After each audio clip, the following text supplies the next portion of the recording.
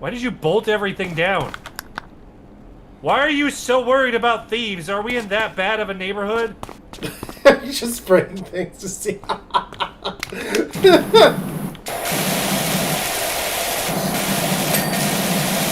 but you don't nail down the freaking pot.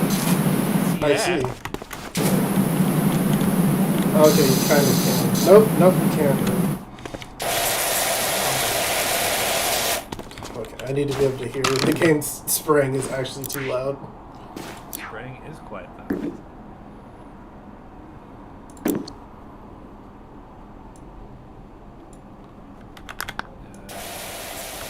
It's a little better. What was that one? Huh. There we go. Leland! Leland! Leland! I see you. What's up? I don't have legs! No. What happened to my legs? You sprayed them off in a horrible accident. You're just a floating gun.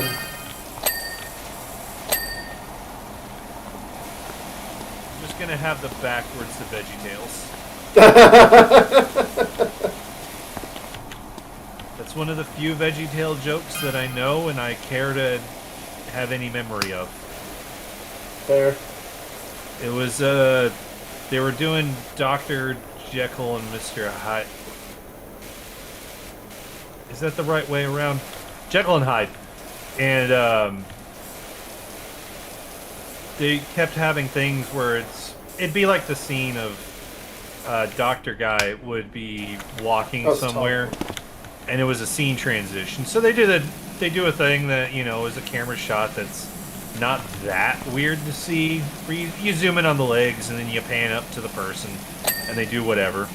And it would keep being that, like, he'd walk into an alley. It starts with the legs. You see legs walk into the alley. It zooms up. He's looking at a pocket watch. It goes, oh! And everybody's like, what? The legs! There were legs! Because VeggieTales don't have legs.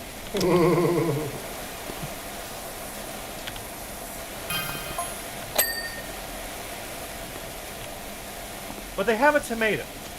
They do have a tomato. Which my cousins didn't like sense. when they kept pointing that out because they kept being like, but it's Jeebus! And I'm like, I don't care. It's a fruit. And then I got older and they're like, but it's Jeebus! And it's like, I'm about to lose a lot of people on our potential subscribe list. If I keep I don't this, care yeah. about the guy who is the son of himself that came down to kill himself to appease himself, to forgive us for things that he had us do, and would say that this was the only way out of the problems that he made for us that we would do because he made us have to do them. One of my issues with, like, faith and all of that was always like, why does he, it's like, why all the suffering and stuff? Like, oh, he's testing us. And it's like, I don't need a test. I just need to live. Why can't that be enough?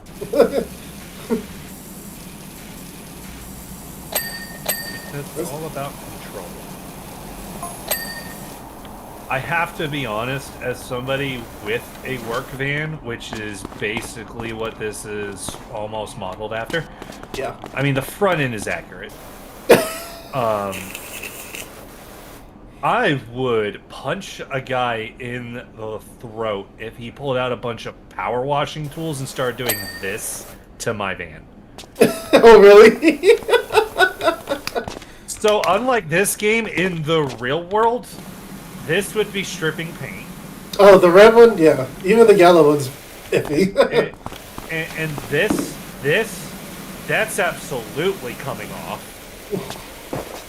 And then I'm going to have to deal with that, where I'm going to have to be coordinating with either Heather or Ashley to get that fixed, which is going to be a general annoyance for everybody involved.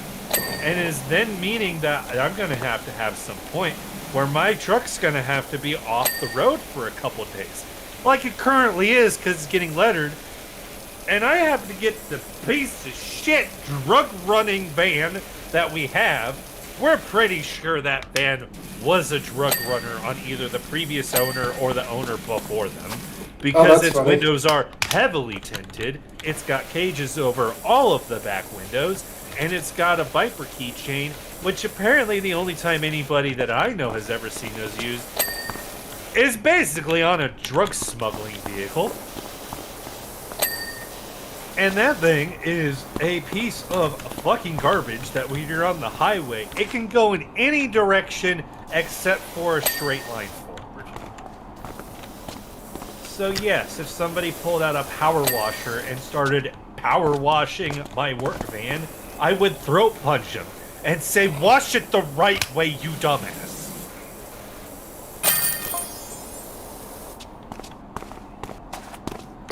Hooray.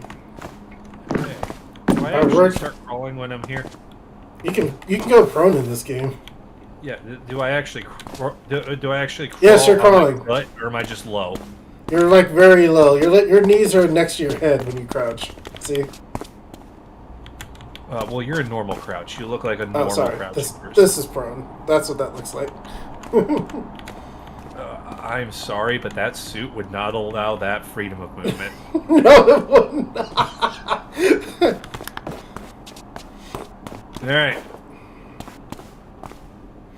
They get to see the fast forward of us cleaning the vehicle. Why can't I put the step stool on top of the van?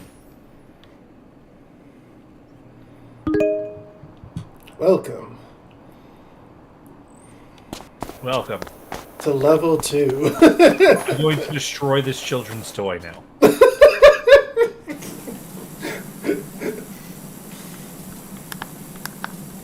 Now, Tom, like any blue-collar job, you earn money, so that's our progression. The money is progression for better tools and stuff.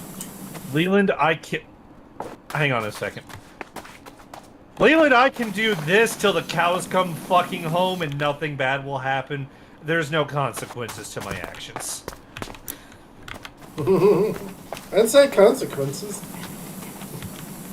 I said my first maneuver was I'm going to break this child. Oh. Paying. The point is to make money. Sorry. Also, I did, didn't I? How the fuck did that thing get dirty like that? It's kids, man. They always do that. That's not a kid mess. Anyway, in story, a volcano did kind of... See the volcano over there? The volcano with the hidden temple of doom? Yeah. The volcano... I see water spraying above my head. Yeah. So in that direction, in the blue, the smoke coming out from that direction. Mm-hmm. So yeah, that's why most of these places end up dirty like this. Now, not completely dirty. The grass should be just as dirty as everything else, but... Game. Can you imagine if we had to power wash a lawn? Oh. Let me put myself in the rightful attire real quick. Did you microtransaction? No. In-game money. Okay. That is acceptable. Oops. There we go. I am now black. Racist. You gotta profile yourself like that, man. Did you share your perspective? What? Did you share your perspective on Discord? I guess you did. Yeah. My bad. It's on you. Bad. Yes, it is. That's your fault.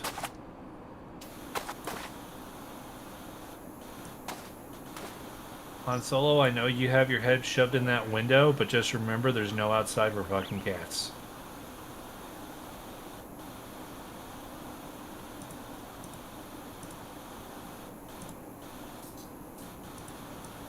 Oops. What? Why are we being discorded? Who's discording?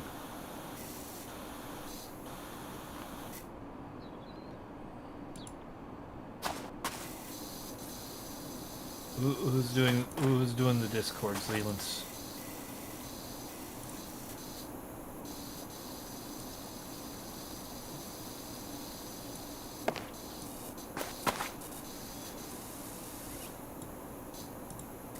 I think it was our normal group. It was. I'm back. All right. Yeah, They can it's see, gonna be them. okay, they can see you in a small window in the corner of my screen. Yay. You need to figure out some way just automate a timer on there where just every X amount of minutes it just changes. Oh, I would love that, honestly. That'd be our way to get around Twitch's stupidities. Yeah.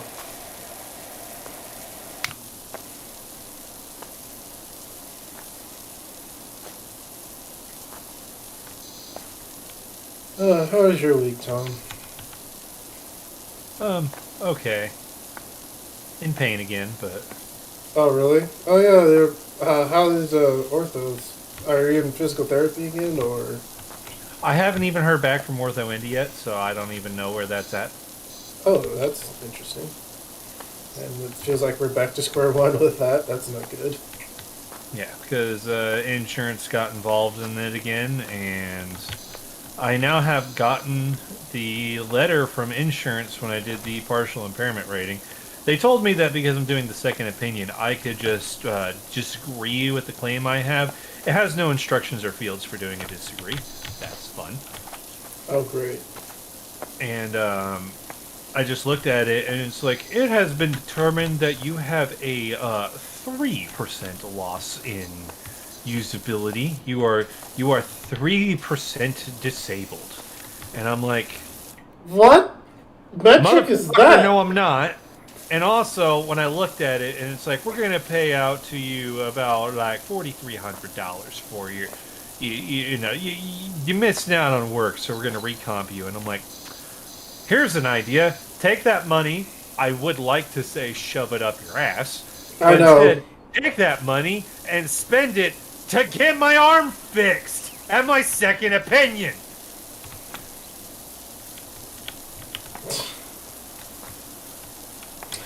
American health system where insurance is like, you actually just need to continue working. No, you don't need all your arm back. I like my arm. So dumb. Welcome to the American healthcare system, where an insurance adjuster, somebody who went to college for doing spreadsheets and insurance, has more weight about your medical well-being than somebody who has gone to medical school and actively practices medicine. Let that sink in for all of you non-Americans. Oh man, Oh man, I really, really hate our system. I actually got asked one time by that guy that at work that's all about the perception of everything. Oh great. We're at the point we don't know how much longer he's even going to be with us anymore. Oh really? Oh no. We were working at one of our like big money clients that we do a lot of stuff for down south here. Cool. Which I like to go there because A, closer to home, shorter commutes, all that biz. And B, like what happened today, I was trying to work, and their two dogs that live outside come running over, and they're two labs, and come shove their faces in my face and start licking and just being, good boys. Yeah, And so I give them little pets, and then one of them, Jake, when I give him little pets, as soon as I bring my arm away, because I'm like, okay, I gotta do work though. He immediately sticks his paw out, grabs my hand, pulls it back to him, and said, "I did not say you were done." So I like. Oh no! What a horrible problem I was trying to to get have. a good picture of him today to share in the group Discord, so I could be like, "This is why I'm glad I don't work in an office." But so we've been down there working on his house, doing a bunch of landscape lighting, pool lighting, getting the everything all ready for summer festivities. Mm-hmm. Things that make a lot of sense and lines up with basically a person like this, the way that their life works and what they expect out of things. Exactly how we would run things. We pulled out a bunch of old path lights that he had that were anchored down with concrete blocks in his landscaping. We had it all pulled out. It's like, what do you want us to do with it? And the guy that's our contact is like, oh, go run it over to the office for the business the person owns. I'm trying not to say names because I don't want to name drop clients. And we sent that guy over there. It's like, all right, go take the van and just go drop that stuff off there. You're the one that keeps saying that your goals are you want to be like Conan area Schwarzenegger and you want to have all that muscle, and that's basically all you're good for right now. So go do that. He gets there to drop the things off, has the van, goes to back it up, crashes into a BMW. Turns out that BMW is, for how it was said to me, not our client's right-hand woman, but his entire right side. Does not do what you're supposed to do, which is call supervisor immediately. Doesn't do any of that. Doesn't take any documentation. Doesn't take any pictures. He says that he went in and talked to the person, and she said she didn't want anything to be done. From everything we're hearing, sounds like she's just one of those people, pretty fast about things, and doesn't like to make fusses about stuff. She doesn't think there's any issue. Tells them, oh, don't worry about it. This is what he said, she said, right? Why manager is currently upset about how the situation is handled. And that had big rants to the point where the next day it was wondering whether he was even going to be there. Oh. Because you know how manager found out that this happened? Oh.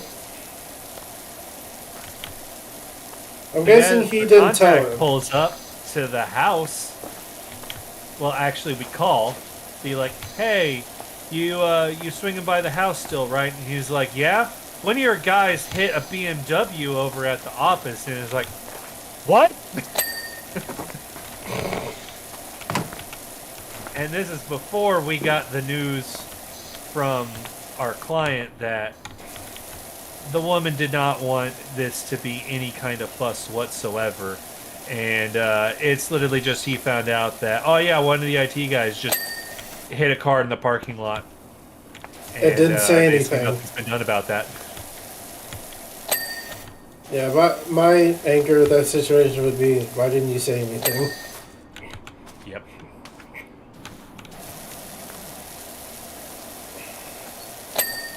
And he keeps wanting to be like, oh, well, I'll just handle it myself, because no, I'm just a guy like that. And it's like, bro, you work for a company, you hit somebody with a fleet vehicle, there's a procedure you have to do that does not matter if the person said, oh, don't worry about it, there's no real damage.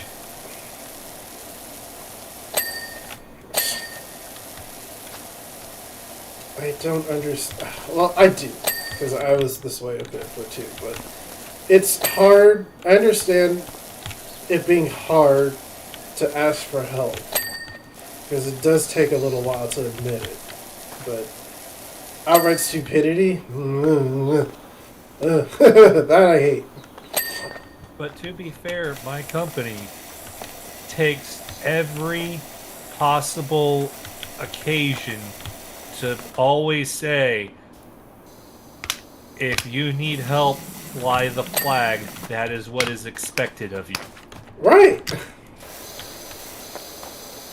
And it gets to the point where I'm talking about this, I can just say Brian's name, because I've said it before, where I'm listening to Brian as he's having his rant about finding out about this. And because this is an issue we've had with previous employees where nobody wants to call them, and I'm like, honestly, I don't understand why this is a difficult thing to do, because where I last worked, I wish it was that easy where something was going on. I just call you. and things get sorted out. And oh, the like, expectation it's there. not me being crazy thinking that it's too much, and I'm like, I don't think it's too much at all. It's much better in comparison. Yeah, like, there's so many things where issues come up, and it's Paul Bryan. Previous people that we have that we've let go, it's always been like, well, I ran into this problem. Did you call Brian? Well, no. Why didn't you call Brian? Paul Bryan.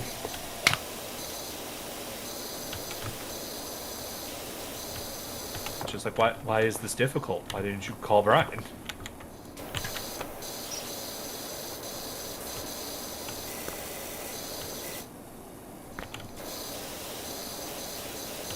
There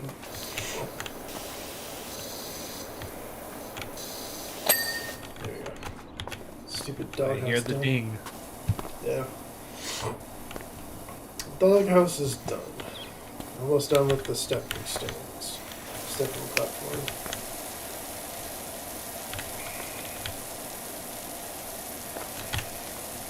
Did you say this? Well, there are stepping stones, but that's not what I was at. What is a stepping platform? Explain yourself. They're just steps.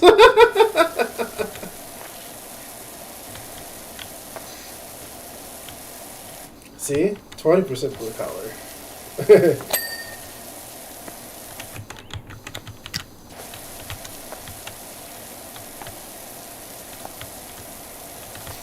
I think it's funny that you're messing around with all this crap out here.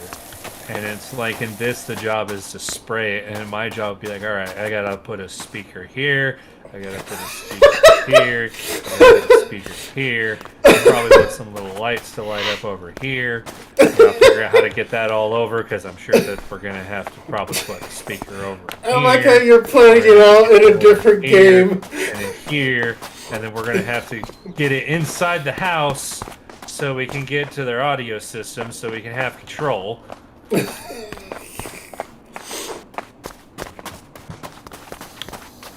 I bet if I could figure out a good pitch to make it work, I could go get Luxon to sponsor.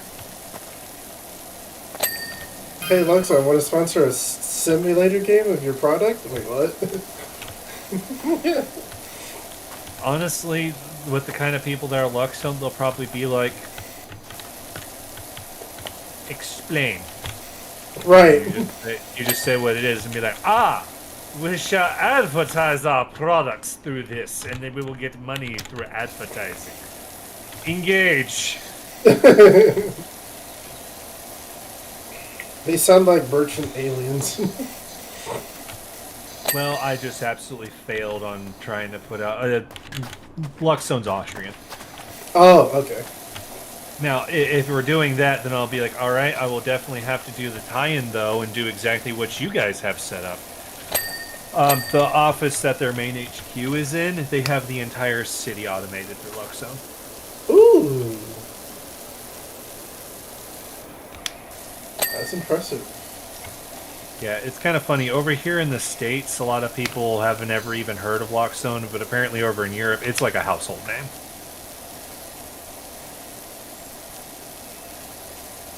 And you remember those jobs I've mentioned about we probably have in the works, which from everything I've been hearing, they are absolutely actually still in the works.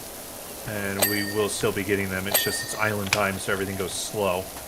But those Jamaican projects, Yeah. we found them because it was people in Jamaica were wanting a Luxon system. They looked at it. We're like one of the highest rated dealers for Luxon in the States. I think there's only 2 other companies that are as high as we are, but we might actually still even do more than they do. And they just kind of looked at it and be like, we got some people we can send it. You called up the owner of my company and like, hey, you want to do some stuff over in Jamaica?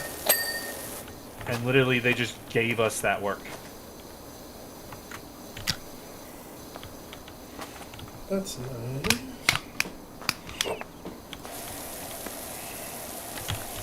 I mean, to be fair, the tech support that they have, we, like, know the people in the tech support by name. They recognize us And there's a lot of times where Drew, the guy that does like all of our programming, he's run into things where he calls the tech support being, okay, I've got this situation, I need to get it programmed into LuxZone. And they're like, we could probably do that, but I don't think I have anything set up for it. And it's like, okay, well, here's this programming I came up with to make it work, so I'll just send it to you, and you guys can figure out how to make it better work in the system. And they do. They take it. And then in some update, this is now a programming feature. Or we do that, and it now gets marked that, hey, this system is now compatible with LuxZone.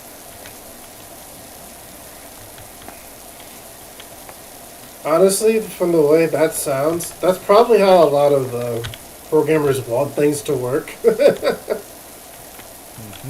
I'd just be like, I came up with this though, and this seems to work. Well, you can probably do it better than I can, since I have to do this blue collar job. So here you go. Now, the funny thing with Drew is he's admitted he has actually used ChatGPT on occasion for programming things. Nice. And he'll like put into ChatGPT, it's like, okay, I need well, you first ask it, are you aware of this system / this language? And which says, yeah, it's like, okay, I need to be programmed with this thing working. And it comes back and it has a program and he'll throw it in. It's like, all right, it works. But holy fuck, this thing is messy as hell. And then goes and cleans it up. Ah. There it is. Which, in all actuality, lines up with how I've been told is happening with programmers when they look at the AIs that they've made, is we have no fucking idea how they're functioning. You just look at their code, and it's just the most random spaghetti code that can possibly be imagined. And it's literally looking at just, like, lost arcane knowledge, basically, and you're trying to decipher it. Yep. We have no idea what the AIs that write through our programming, we have no idea what they're doing to be able to function. I'm pretty sure the AI has no idea either. But it lines up with like how he has to clean it up because how it's going to program something is completely different from how we're going to program something.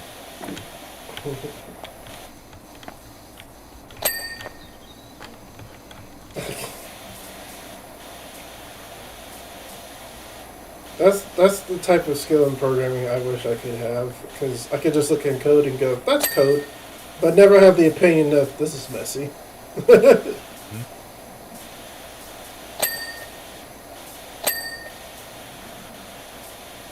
I see the shed getting cleaned over there.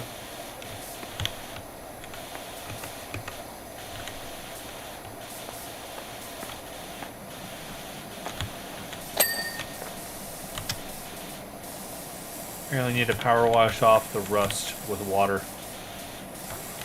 There are soaps you can use to make it a little easier in some spots.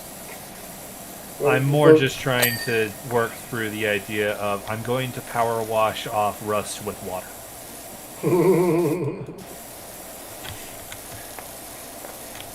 Is that so unbelievable? It's not how I would do it. Again, I would be so mad if somebody was doing this to my stuff. Why are you using a red nozzle on my lawnmower? No, you didn't need that painted, why are you right? using a power washer on a fucking lawnmower? My dad does. Yeah, of course, is he doing it in the specific usage of all the grass is caked on? Get that off? Yes. Yeah, because I could see that. Give it a general cleaning all over. Mm-hmm. No. And it's not like he / the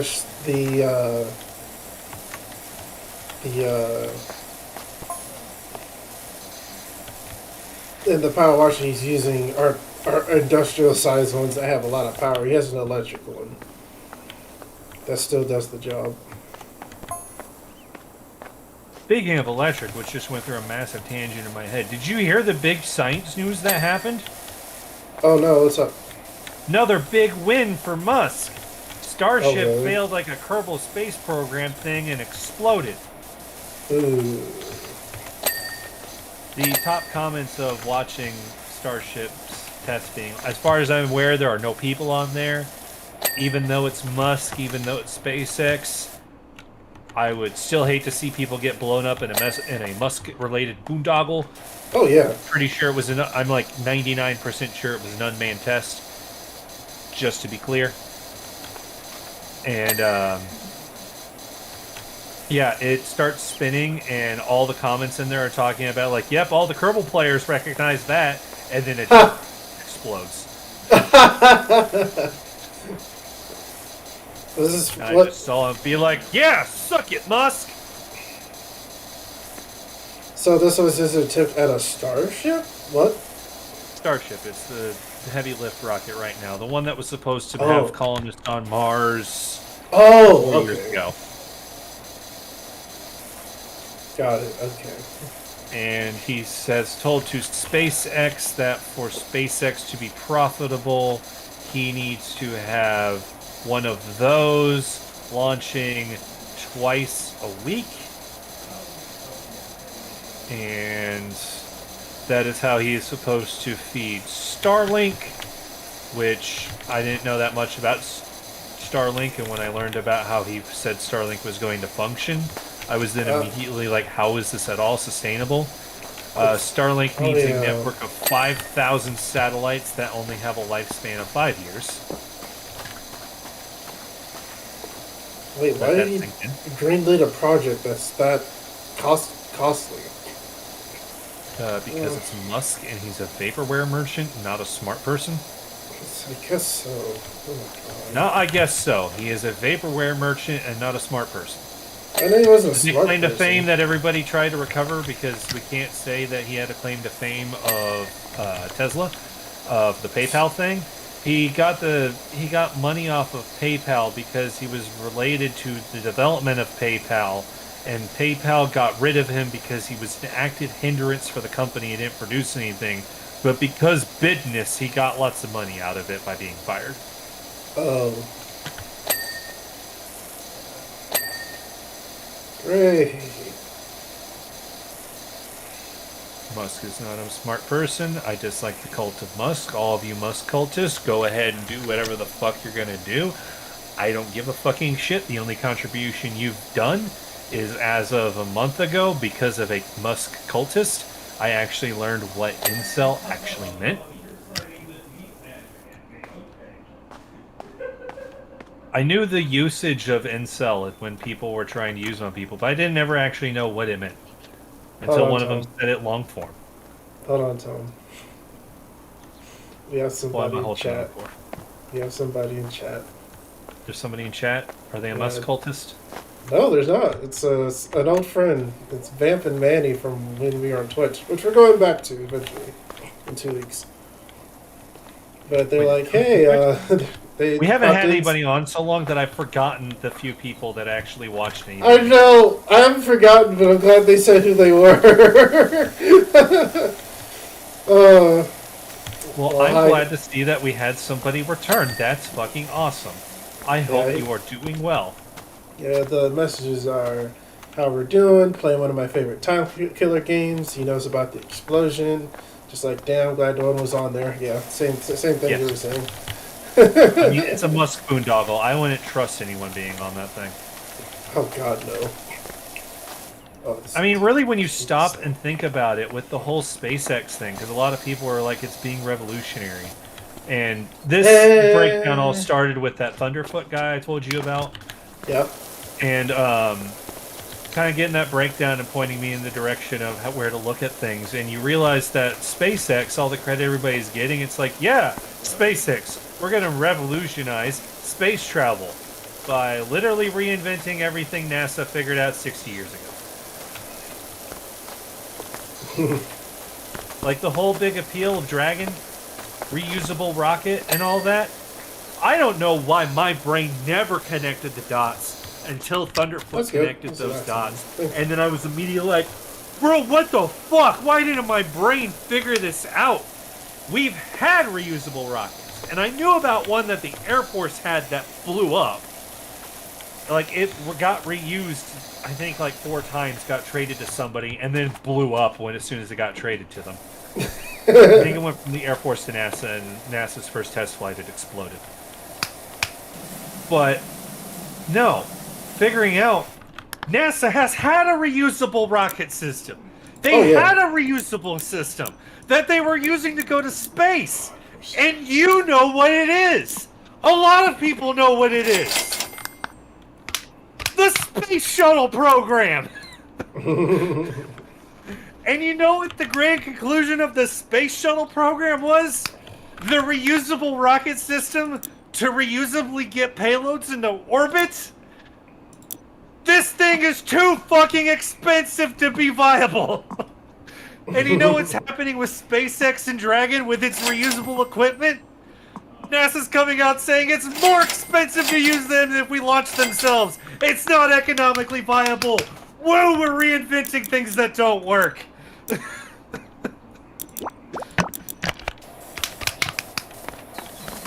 My God, seriously, that was basically my reaction when those dots got connected. I'm like, how did I not connect these 2 dots? Oh my God.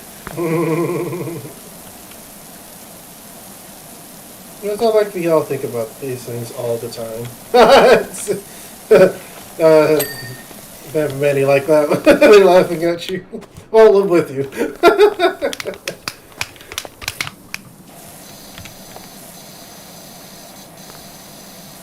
Yeah, it's funny because my cousin kept sending me videos of the SpaceX launch for Starship, and he sent me the one from a few days ago where they canceled the launch, and I'm like, Musk boondoggle didn't work?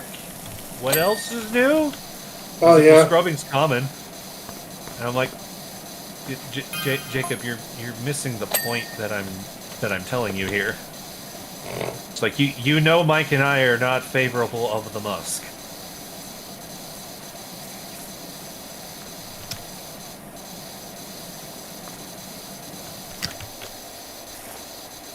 What button do I keep hitting where I start moving slow?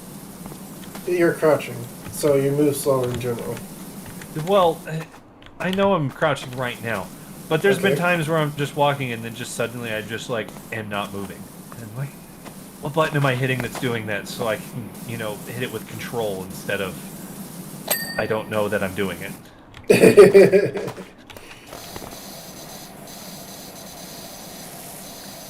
So that way I cannot be living the thing that I'm always living whenever we are playing fighting games. Oh.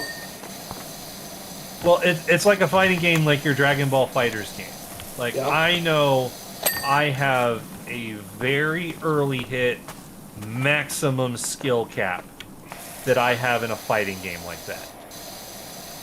And it's because one thing that I know that I can list off as a example that is always working, the quarter circle turns for like doing your Hadokens or whatever. Oh yeah. I cannot do those on command.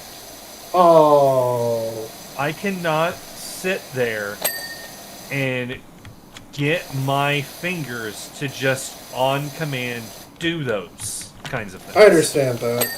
That's definitely the skill ceiling I was at before that game.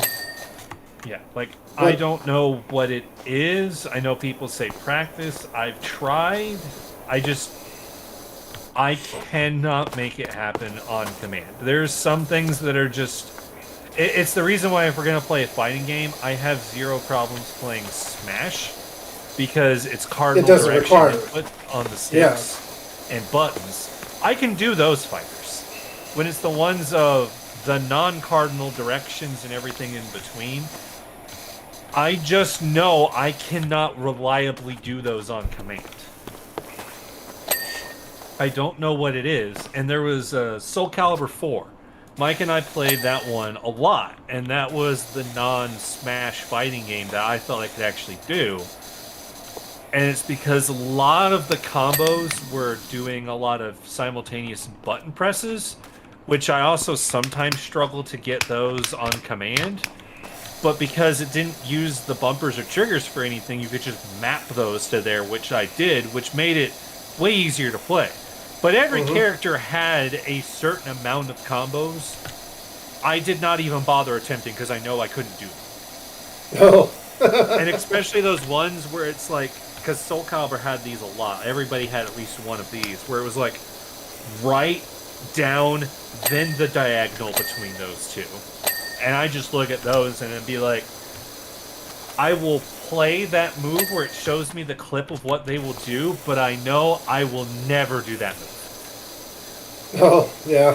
So, from my experience, what I thought I needed was like, well, at this point, younger fingers to be a kid again to play games like Fighters again.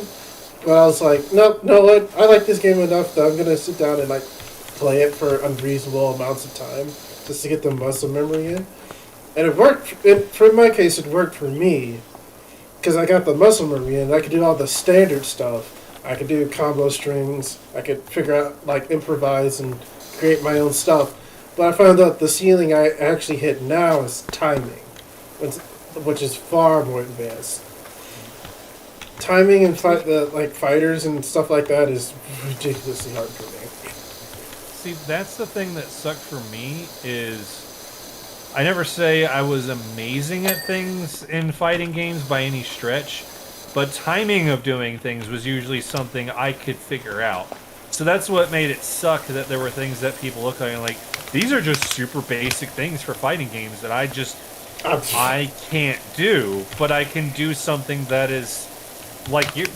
Basically what you're saying, a lot of people say is the more advanced skill of the timing. It's like, I can do the timing, I can't do the button inputs. So basically what I'm hearing is we need to figure out how to fuse our games together, and then we will fucking destroy at fighting games. Just get us like Goichi or... We need to figure out how to do the fusion ha, and then we will go to a tournament.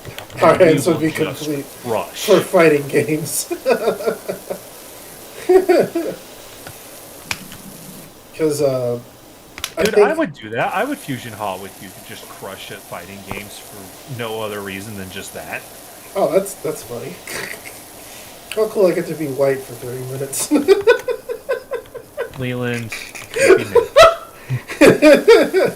I'm pretty pale. You're pretty dark. We'd be in the middle. No one would like us.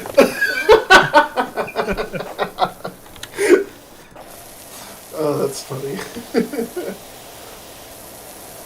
It is sad that that's true. This is multi-purpose. I think I have that. What do you not have? Are we getting pro kits?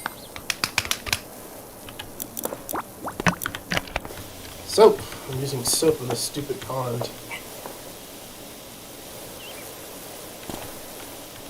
I had to clean out a pond once. It was at the high school. I had to do it with a hand. Smart home to high school? No. Back when my brother was doing his Eagle project, I had to clean out a fish pond that was out in the senior garden. I'm pretty sure it's all gone because his senior project was he revamped the fuck out of the senior garden, and then the school immediately decided people can't use that. Oh, we're not having this cleaned again. It's like, well, yeah. What's the point? Yeah, I know you didn't go to Perry, but by the time that we made it to Perry, it was, yeah, I was able to walk over there and be like, I remember renovating this, looking at it, none of this stayed. But yeah, I had to clean out the fish pond by hand. Ew, gross. I mean, I was a middle schooler at the time. Yeah. I guess they decided that was this one skill I could do. But the nice thing was, and I will give my brother credit for, I will always give him credit for this, bare minimum, is for his Eagle project, he went and actually did things of like, got my uncle out, we did carpentry, we built benches for the senior patio, we cleaned out the fish tank, we did landscaping, we did a little bit of painting. The scout troop that I was in, I would say 94% of all the Eagle Scout projects that we did was somebody picked a building, usually a church, and we painted it. Ooh.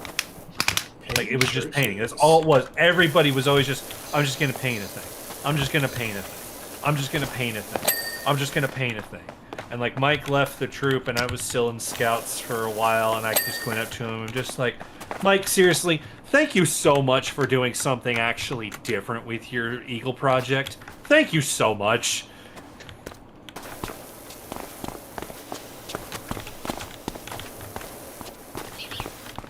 Why hasn't the outlet blinked? It's done. It is? Oh, so in the upper left of your screen, when you point at something, you can still see if there's progress on it. So if you point at the pond wall, it'll be clear. Fake news? Okay, where are you looking? Leland, you can see my screen. I can, yes. Are you looking at the top screen, left of your screen, and if you point at the pond wall, it'll say pond wall. Leland, look at my screen and that'll tell you something. Well, where's your HUD, first of all? I didn't know there was one! Oh, I didn't know you could turn it off. 1 second. Where does your HUD go? I never had a HUD! Oh, that's interesting. Actually, no, wait, I think I did have one with the truck. Where did it go? What the fuck? Where did your HUD go? That's funny. What happened? I can get a mouse cursor. I can point it at you. I can poke you with it. General field of view. Oh, this should be 90 because I'm an FPS player. I forgot I did that. The mouse. Okay. Aim mode, stance, dirt details, crosshair, dirt details, and then that's just me. Field of view. Seeing HUD. Save data. Clear. What else got hit? Show cursor. Graphics. HDR. I'm seeing a HUD button.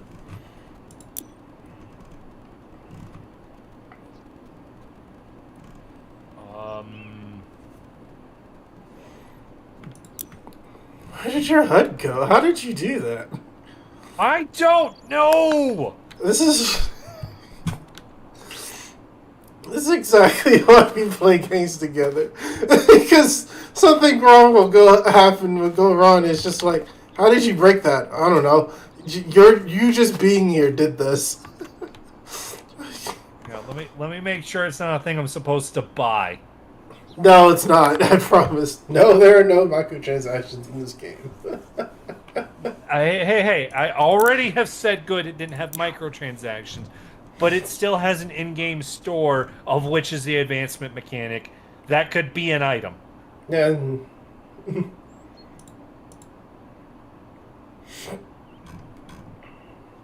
Lock master screen. I never do that. That's fine. Alright. Shadow resolution. No. Don't do that to me. We're 98% done. What's not done? The stepping stones are only 99% clean, and the garden table has barely even been fucking... What the Now fuck? you have a HUD? What the heck has happened? I thought I was... Title players have disappeared in co-op session. I guess so. Did you just pause the game in your field and that happened? Yeah, I had the game paused because I was looking to see if it was an item I had to buy. So you getting in and out of your menu probably fixed that? Oh my god. Is this a table? Who cleaned this? I like our fan is just as confused as we are. Welcome to Co-op Corner. That is our signature. It really is. Man, I can't wait till because we finally made a list of games to have ready to look at. Yeah. And there's some that I've put on there that are being made. So I can't wait until we get into this game where nobody has any experience with, and we run into weird shit problems like that. And everybody's confused.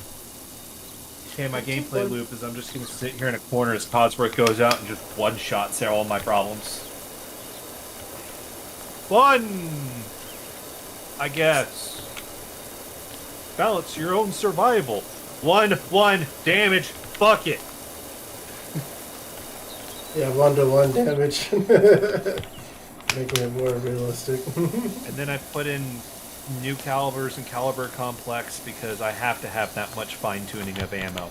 No, I don't understand how there's that much Nambu in the wasteland of Boston, nor do I know why I'm finding that much 8mm Kurz along with all of this 6.8 Creedmoor, nor do I know how anybody at all got a hold of all of this 6.5 Arasaka. But goddamn, do I need to hoard all of it. Absolutely all of it. Why did that trash can have an 88mm in it? Why is this in the game? I don't know what shoots this, but I gots to have it.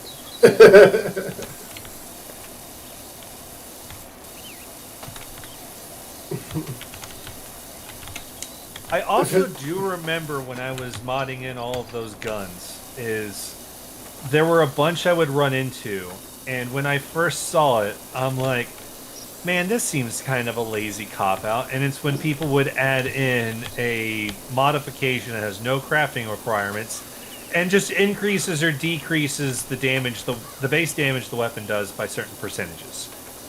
Usually by tens. When I first saw it, I'd be like, man, that's just lazy. Why would I change that? Like, what's the point? And then I actually played through it a little bit with it, and now it's to the point of, man, why doesn't this fucking gun mod have that on there? So when I pick up my fucking Lee Enfield, and I'm like, this is my dedicated sniper weapon with my 8x powered see-through scope on it. That's my long-range gun. And when I get to the point of, like, you've leveled up 40 levels, I'm like, hey, I went up 40 levels. 303 is not suddenly less lethal. It just means you're building up skills, really. You can still die. Area going to Diamond City has some of the worst optimization ever. There's just too many meshes, way too many. Yeah, Diamond City's a mess. Oh my god. Try going in and putting in a force mod and then having to deal with all the pre-combines. Oh my god, it's bad. Did you hear about the newer 4K textures mod that made all objects, meshes, etc. 4K? And if you're running at 60 regularly, you still run 60 with the 4K. Oh wow, really? Tried it out and I'm like, what? That's impressive. I wonder how that got to work. That's pretty intense. I'm usually somebody who always just went for the 2K. Same. I had a system that I'm pretty sure I could make handle 4K, but I always just went for 2K.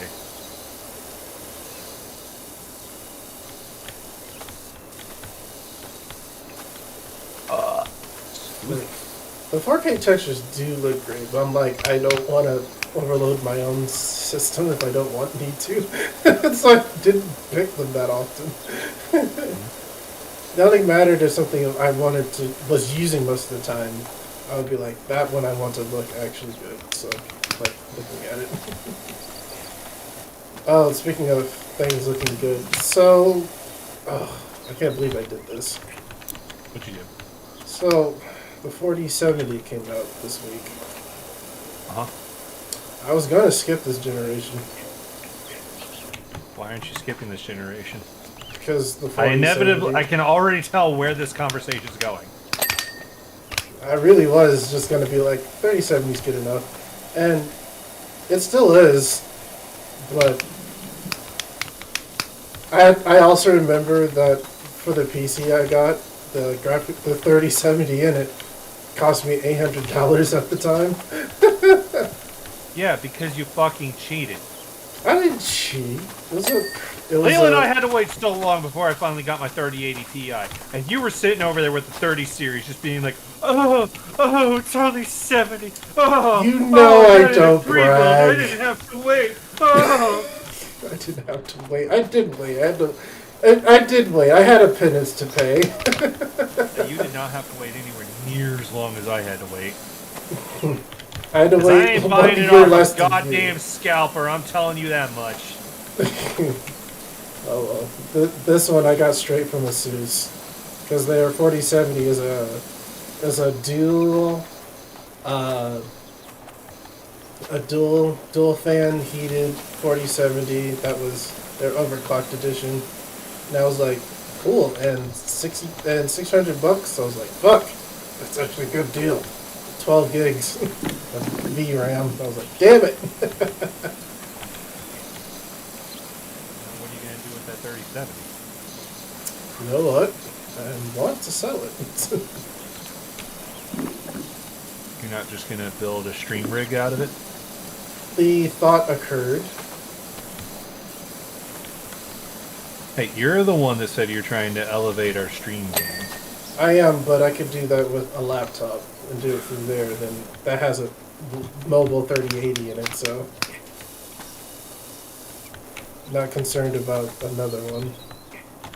I don't know. I'm fine with my 3080 Ti, and I'm definitely not somebody who has ever been influenced on the gotta keep constantly buying the new when it comes to technology.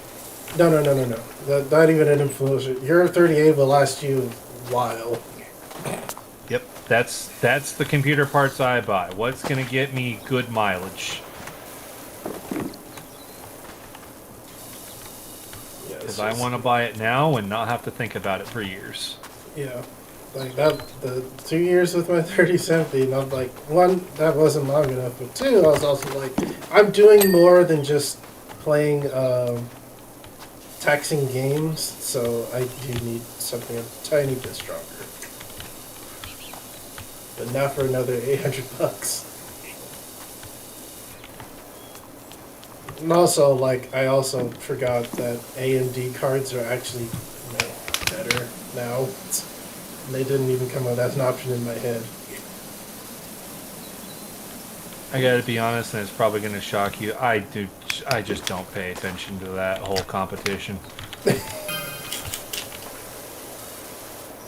My laptop is a 3060. Yeah, 3060s are the new popular graphics card right now. That's what most people have turned to, thanks to video. Because for a while it was the 1060, and for a while the video was like, how do we get people to not be on that old card anymore and upgrade? I made the 3060.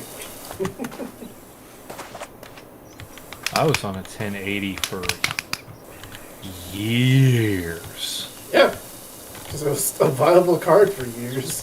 And I saw the release date for the 1080, and it's like, we had that for longer than that release date. It feels like, or it just is. I remember specifically at my parents' house, we did a video card upgrade once. Because I was running into games where we could no longer play on that equipment. The group was trying to get into World of Warcraft. World of Warcraft had not yet had a big expansion. We're not right on release of World of Warcraft. We're just before first big expansion of World of Warcraft. And we did a graphics card upgrade once. Fast forward all the way to MechWarrior Online is about to do Solaris 7. The same graphics card is powering that game. And I decide we need to do an upgrade to it because it's overheating, and I pull out a 1080 GTX. I looked around at when it released, and it's like, it is impossible for this card to have released when they said it was, and for this card to have lived as long as I know it did. There is something up that does not add up in the records of when graphics cards come out. Basically, you're looking at the date going, I disagree. Yes. I am looking at the release dates, and I'm like, this is impossible. We did not do another graphics card upgrade. We did one at the start of, in the early days of World of Warcraft, and I decided we should maybe think about another one in right before the big changes to MechWarrior Online, which would have been 2017, I think. 2017. What was I doing in 2017? I was at Ivy Tech. Damn.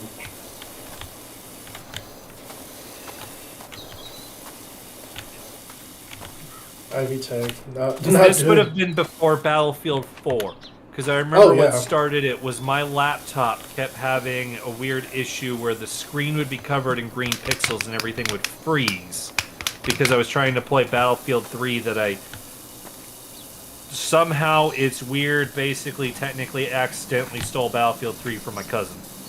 The physical disc, or...?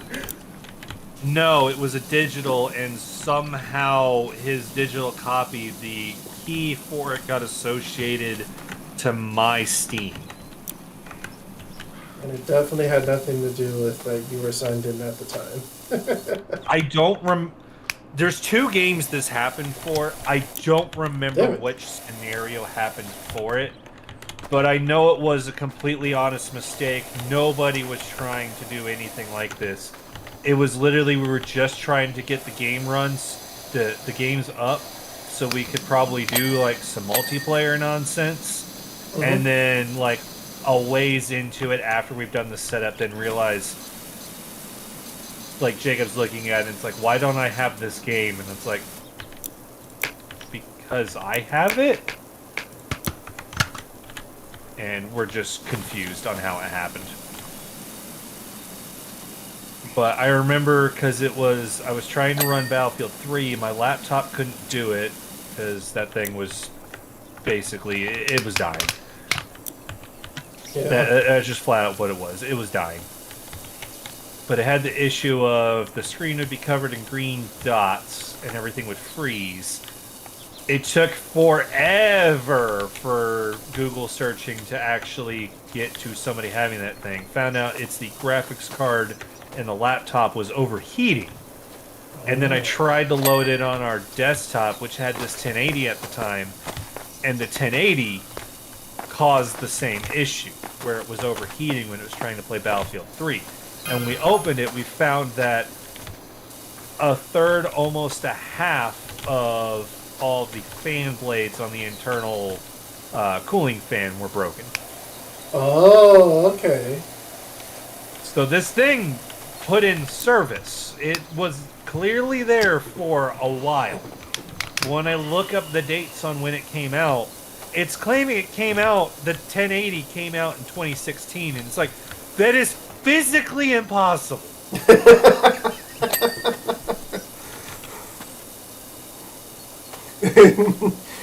You look at that date and go, X to doubt. I had that card longer than that.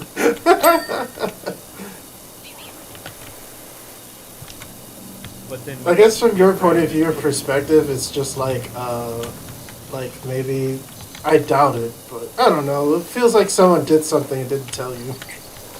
Well, that's kind of what I almost feel like, is that the series had to have been reissued at some point. Oh. Because I know the 1080 was the one that caused all the... Because I remember looking up the 1080 we had. It was causing confusion that people were looking up. And they're like, well, I bought this card and I thought it'd be all amazing.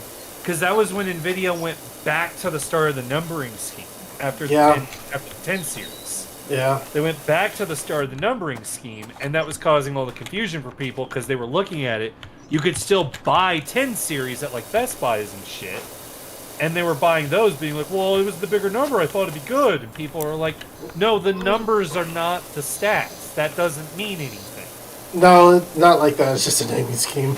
That's how it led into when it was, okay, yeah, that card's basically dead. It's done its duty. We need to replace it. And I remember when we were replacing the card, I don't like the Titan series was brand new. And first world problems, back of hand on head as I leaned back, oh, poor me, I got the free hand-me-down of a 960 GTI. Ooh, the Or no, a 960. 960 GTX. Oh yeah. Because my brother had that, and he decided, yeah, I'm going to do Dual Titans. Frontal And Titans. the UPS driver that came to our house one day was the same guy that delivered that 960 to Mike when he was first building that PC. And he asked me, oh, how's that PC going? Because he noticed that it was a Newegg box he was delivering that day. And I'm like, what PC are you talking about? It's like, I was delivering a bunch of PC parts here not too long ago. I'm like, oh, that's probably the one Mike was building. Yeah, he likes it right now. Yeah, he upgraded to Dual Titans with it though, and he just looked at me like, what the fuck? And it's like, yeah, unfortunately, I had to get the hand-me-down of his 960 GTX, and he's like, bro, what the fuck? Didn't he eventually get one of his Titans too? What, Mike? No, didn't you? When he upgraded again, eventually, I think. Did you say he gave you one of his Titans too? I don't remember if he still has the Titans in that machine or what happened with that. But I never got any of the Titan cards. Oh, okay. I don't think the tower... No, the motherboard that was in the tower I have right now, it would not have been able to fit a Titan card. And I wasn't really in the... I wasn't really in the good financial space to be looking at getting a new motherboard. Because inevitably, if I did that, I'd also have to upgrade the power supply. Yeah. Because I bought an old built computer from Jacob, and that's where I got this gargantuan monster of a white tower sitting next to me.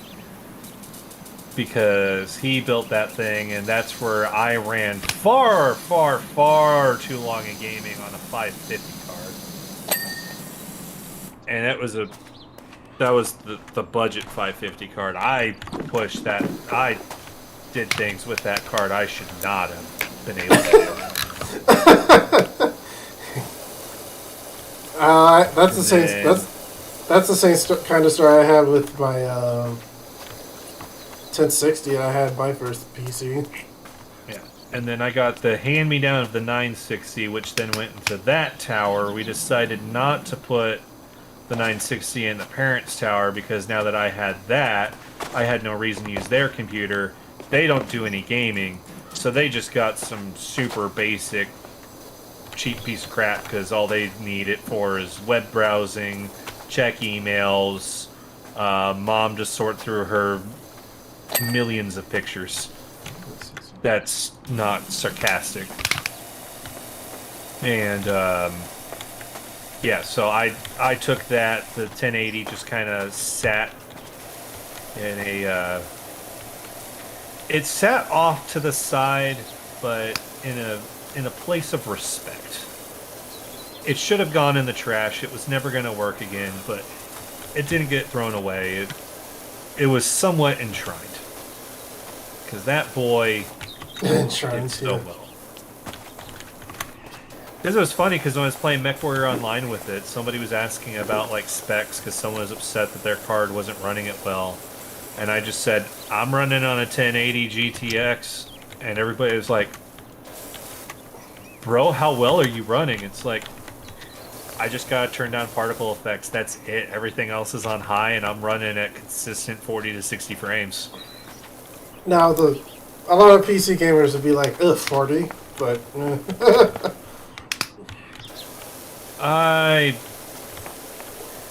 So, if I'm playing a single-player game, sure, maybe I'll try and shoot for the 60. Usually, I'm not that bothered with trying to get the peak performance. But if I'm playing an online game, especially if it's one that's got to have a PvP element to it, I will always go for whatever ensures I do not see lag. If that means I'm going at a lower frames than everybody else, that's fine. If I don't see any lag, that's what I'm after. I had plenty of games I could have cranked up to the ultra settings that I kept at medium, because if I'm having to play online against people, I want that thing to run smooth. I don't need it to look pretty. Yeah. I will leave foliage on because that's cheating. Yeah, when you turn the foliage off, it's just like, Burrow's hiding. It's just like, I turned it off. That's apparently a thing I think some people do in War Thunder. Oh, really? Aww. They turn off the foliages, which kills the render distance on when they show up, so where you think you're hidden, you're in plain sight for them. They have... I'm pretty sure it's a thing because there's been updates here and there where they've talked about how they're restructuring how the foliage is rendered to ensure that there's foliage there on all graphic settings.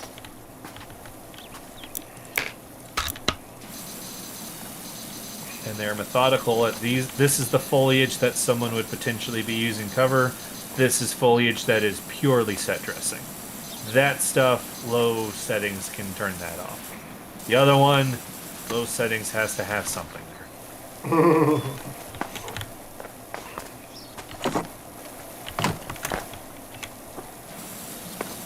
Because it basically is just about a form of cheating. If you want to see through foliage, you have to get to high tier where you can get thermals. And then you can have your thermals, and then you can dunk on the pores. Pores? The true goal of many of people. I mean, to be fair, anybody talking about using thermal optics, that's precisely how it's seen. No. No. No. Work? No, I'm busy. I'm having fun. Work? No, I'm working. I'm working my secret third job. Third? What the fuck's your second? Destiny. Leland, I have the gnome. What do I do with the gnome? I have him. I think he's plot relevant, but that's it. I have him. No! Stay on top. I will steal you. No! Why is his face red? What is that? Does he not like being on the thing? What's happening? I don't know. At least he's not trying to stab your eyes out because you looked at him. Nope. This roof won't get clean. I don't know what I'm missing.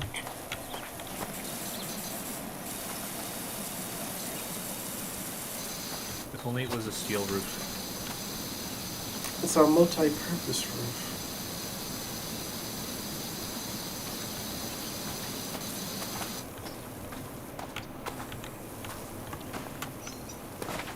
Why did I get off of work to come play relaxing games, and by doing that, you brought me to work? I'm a trade worker, Leland. It's too similar. It's too similar.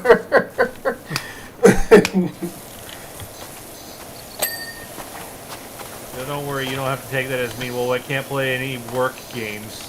I'm the one that put SnowRunner on our list. He did. And it is purely because I saw the guys at the BPL having a fun time with that, playing it dumb.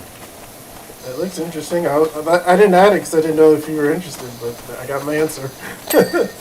Hey, I played truck games. I grew up with that. I always told my parents that if they would have put more focus into it, I probably would have gone for a career something related to logistics. Because I was a kid growing up that played with trucks and trains all the time. That living room was always filled with fucking truck stops. Literal truck stops. My parents thought it was weird because I would have things lined up when I'd be ready to go to bed because I'm done playing for the night.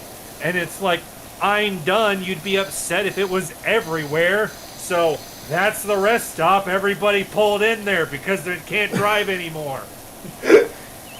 That's funny. Were you a Hot Wheels like kid, everything's Tom? in rows, and it's like when we go out to Pennsylvania, everything's a diagonal parking lot. What am I supposed to think as a 5-year-old? Were you a Hot Wheels kid, Tom? I would say that I was because I had Hot Wheels road systems. But I think I probably technically owned more Matchbox than I owned Hot Wheels. Not saying either or, but I was definitely more of a Hot Wheels kid. I mean, so there's a fun miniatures game known as Gaslands. Oh yeah, you told me about that during Gen Con. We walked by a table of it at Gen Con. Yeah. In one of those rare free moments I had away from G-Dubs. That better get fucking fixed. Mike. I have zero problem name dropping Mike. People who would know Mike from 40K GW. know Mike. I have no issues name dropping him. The other ones, yeah, a little trippy. No. Mike went in to be a celebrity. His name gets dropped. Okay. But yeah. So the whole premise of Gaslands was for all of us with Hot Wheels cars to have a game to play with them. For those of you who don't know what Gaslands is, Gaslands, the miniatures game, is pull out all those Hot Wheels you played with when you were 6. Take those Hot Wheels. Mad Max the fucker. Make sure there's guns on it. You're now gonna do automacar racing in this post-apocalypse Earth because the people that moved to Mars looked at the barbarians left behind on Earth and be like, we're at least gonna make money off of blood sport entertainment from you people. And then you on Earth were like, sounds fine. I'm okay with that.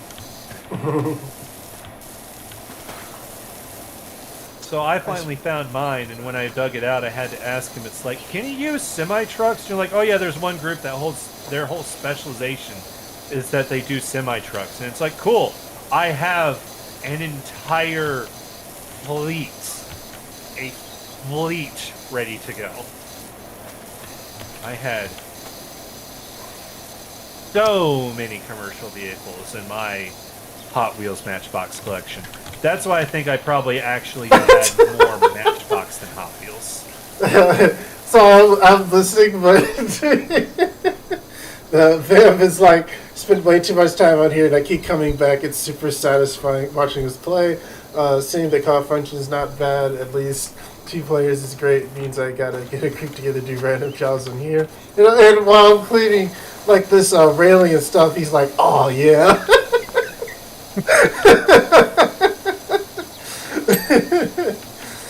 I mean, to be fair, this whole just ranting random ass shit was the whole reason why when we were playing through the Master Chief Collection, I just looked at you one day. Well, I looked at the microphone actually. That's normally what I do when I feel like I'm specifically addressing you, Leland, is I look up at my microphone. Oh, really? I got. You can't see my face, so you have to. But I just looked at my microphone and like, Leland, do you want to try and stream stuff? And you're immediately like, yes. And I'm like, okay, because we sat there, like, we had 5 sessions of playing co-op campaign on Master Chief Collection, and all of that was just what we're doing here, where we're just talking this random bullshit. It was just 4 or 5 hours of that. It really like, was. Fuck it, people might watch that. That's the stuff I watch. I have some things to say. I lead some sort of life that isn't always boring, just mostly boring. You just aren't assertive in saying things. When I get put on a microphone and I'm like, dead air is the worst, there can be no dead air. And that's why sometimes I yell at you, because you let dead air sit there. It does. I do need to get better. Like, this stream is a little better, because I'm letting you top at the same time. I'm trying to come back with rebuttals as best I can. Well, we also did spend a good, nice stint playing games that really needed focus. So, going to one that doesn't. The simpler the game, the more my mind can focus on the conversation than trying to, like, how the fuck does this mech work? That type of conversation keeps happening. Okay, it sounds to me like you were overthinking MechWarrior. Was I? Alright, Leland, if if you want to make that simpler, I'll just have to host you on there when I've got the Mech Lab options on, and I'll just go, what weight class you want to go? And you'll tell me a ton, and you'll be like, there you go, that many SRM-6s with Inferno ammo. Just run at people and hit them with napalm. That's all you do. Did you miss us going through Halo Infinite at all? No, we didn't play it yet because I haven't heard the co-op ever came out. Yeah, that's what I was waiting to hear, because that's basically the only thing I really... So, my association with the Halo games was, for a good while, I really just didn't care about the Halo games. If I was playing a Halo game, it was just you just ran around, shooty, bang, bang. Basically, I Call of Duty'd them. Yeah. And then later, like when the Master Chief Collection came out and we were playing through it, I actually like listened to some of the story and I listened to it and I'm like, huh. And then did some Google deep dives on there and it's like, okay, there's some actual stuff here. Alright. And then a Halo TV show came out and it's like, god damn, I could have done better.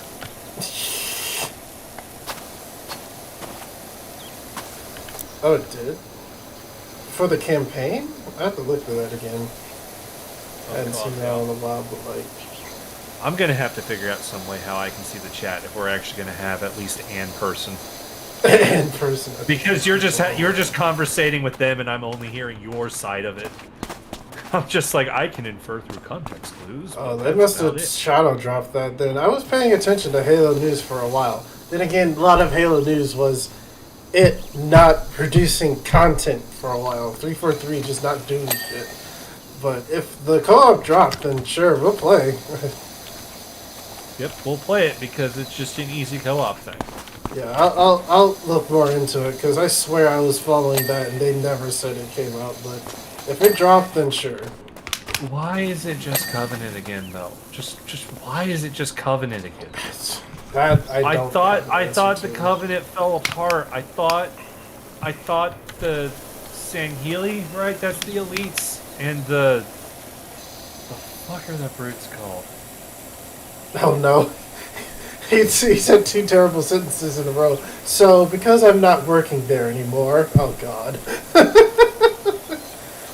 Ah, that means we can get tasty dirt.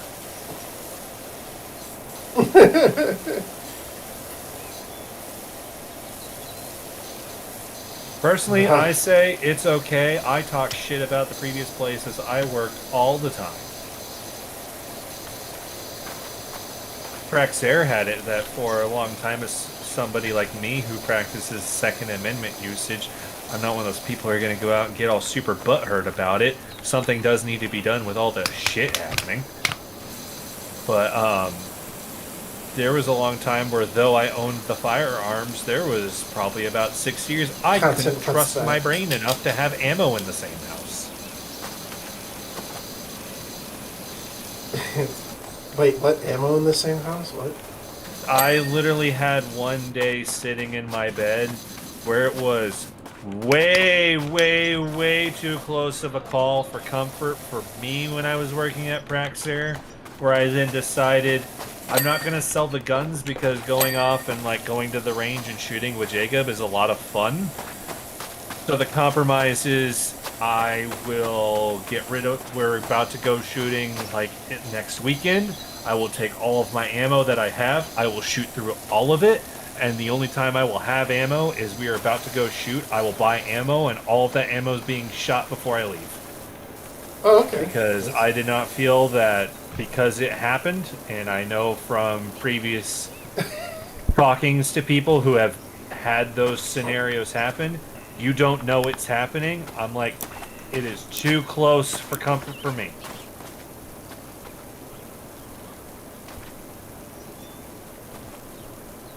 I realize I'm beating around the bush of saying what was gonna happen in there, but I know when I mentioned in the Friday group, a lot of people I don't think quite realized how big of an issue it actually was when it about happened. For the ammo thing, or? I was sitting in my bed with my Saiga and had ammo in it, and I just kind of kept looking at the end of the barrel, and I finally caught my brain. It's like, brain, I have a feeling you were thinking about doing stuff with that I do not like. Oh, what the fuck?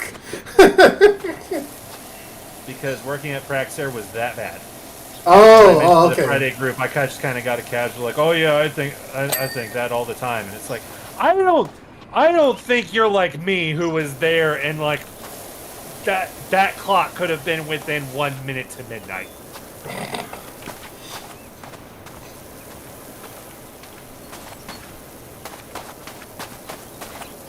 Okay, here's It was what pretty recent after, and when I say pretty recent, within 5 years, to me was pretty recent of when Mike had a run-in of that almost happening. Oh, that's what that not the same conversation tool. was. Not the same tools, but the same endpoint, and that was one of the first-hand experiences I got where he didn't even know he was doing it until it failed, basically. And he immediately took himself and checked himself into a stress center, and we were fucking like concerned because we could not get a hold of him for 2 weeks. His employers did not know where the fuck he was. We were fucking concerned to the point where it's like, do we have to go down to Texas? Can we call the police department and be like, we need to file a missing persons? And then luckily that Saturday he was allowed from the stress center to make a call out of the phone they had. He got out and I quit could see in the second chat, working Tom's for. talking story. Yeah, he got out of there and then quit working for that company. We had him moved out of Texas and back home within 4 days. Because the thing I have found out, when the Neely clan decides they're moving house, we can move house fucking fast.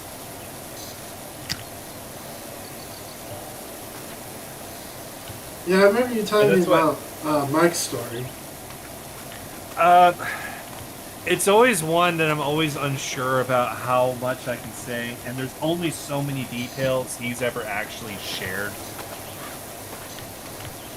And there's some details that, like, I know that at the very least, Mom knows some of these details, and it's very clear of Mom's the only one who gets to know those details. Okay, yeah, that makes sense.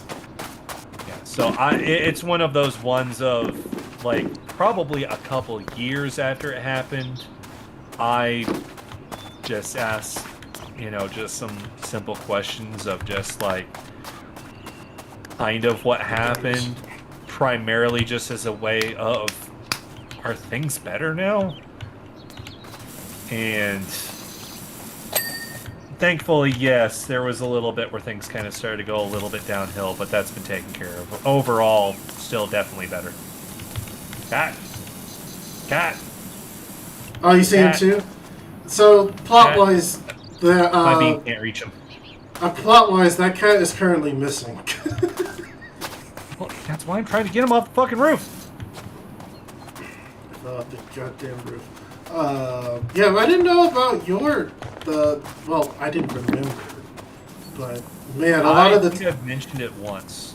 I think you did. I think I remember the conversation now I think about it. Because I think I've mentioned it once. Man. And I think the only second time I've mentioned it to you again was because I got that hard to find 6.5 Arasaka.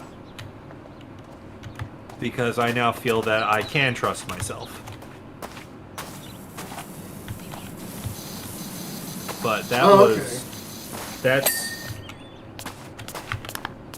when did I get that? That was about a 6-year stint. Oh. When I was cleaning, wasn't it? Let me get. But knowing the stuff around what caused Mike to happen, that's why, like, when you sent me the message of, work said I don't get my time off, there was a lot more of a reaction than you got from that, because that kind of shit, really? Oh no! I take that kind of shit way too seriously, because that's the crux of what happened to Mike, is where he was working. His average work week was 120 hours. Oh, Jesus. I don't fuck around with that kind of shit. Okay. That explains And you like at wanting my to... last job, my boss at one point said something about like, you and Chris never come in to work any Saturdays. I'm like, one, you never asked me. Two, because of stances in my life, I'm not gonna ask you if that's happened. Oh, There's yeah. times if you ask me, I'll look at it and be like, okay, sure, I can drop in on Saturday, lend a hand. I will never go out of my way to ask. And like at this job that I really like, that's a really big deal. That every once in a while, when I know there's some big thing going on, my HUD's back now, by the way. That I have To see asked, like, that. hey, some guys are coming on Saturday. Did you need some extra help?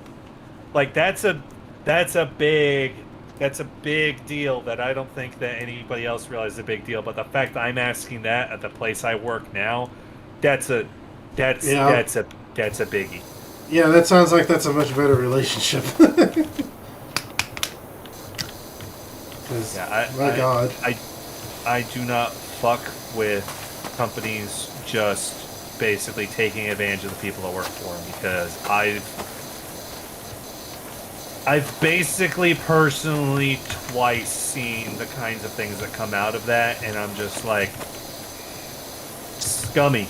And then knowing how a business acts with it, scum of the earth.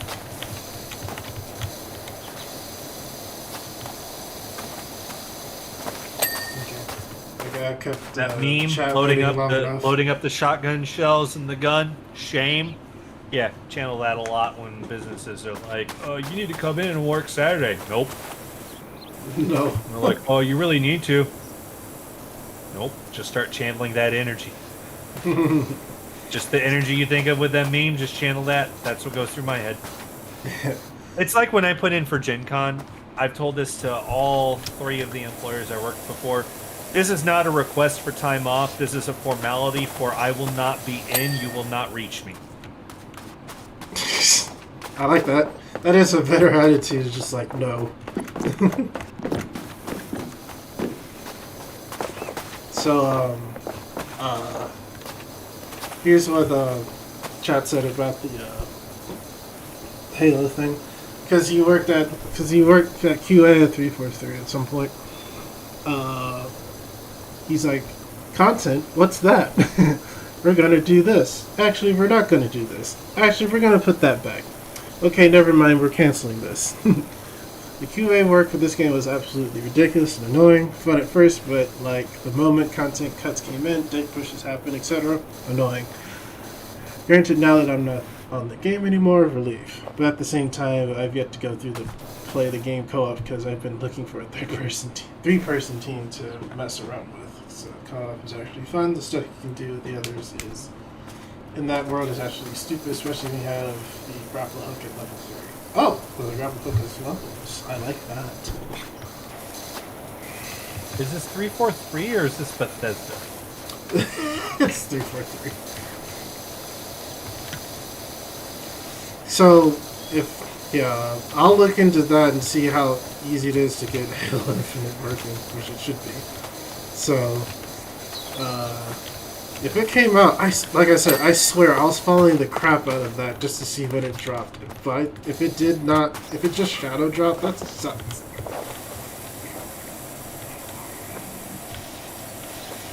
Because it means I was trying really hard to pay attention to that so we could do it, but I never saw the drop, so we never did. So I'll look into that for next month and see if we can get that going finally. Because I do want to play the campaign at some point.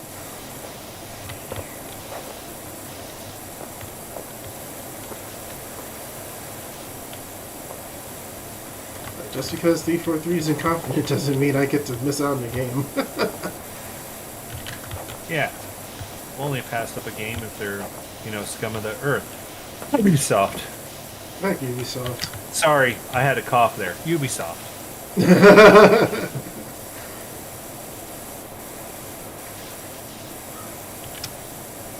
Ubisoft. Still doing nothing as far as I'm concerned. I'm If also anything, turned off at Actibliz. Activities. Sorry, you were saying? Continue on, please. The latest thing I heard from fucking Ubisoft was that they canceled so many games early this year. That was it. There's been a lot of canceled games this year. A lot of them were live services. Like, I'm sad about that. no, not at all. Like, so the studio that made the Batman Arkham games. Mm-hmm. So this year they were supposed to release, like this month or next month, they're supposed to release their Suicide Squad game they've been working on for 6-7-ish years. And it was so clearly like this quippy live service game that everyone was turned off. That last week they were like, hey, we delayed the game to next year because no one liked it. Are they doing it next year to take all of the live service bullshit out? I doubt it. Then just cancel it. Right.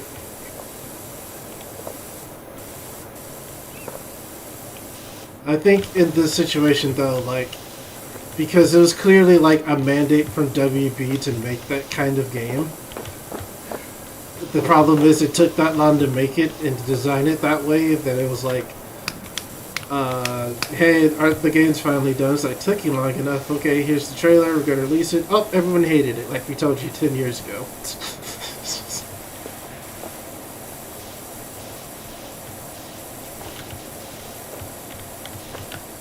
So, bad for the developers, but they should just made a normal game. You know, at the same time though, were they employees? True. That's a good question. They were. They probably got paid. They did. With a paycheck. I hope they got paid. I also hope they weren't all contractors. This is what I keep hearing. Oh, yeah. Do that. Business.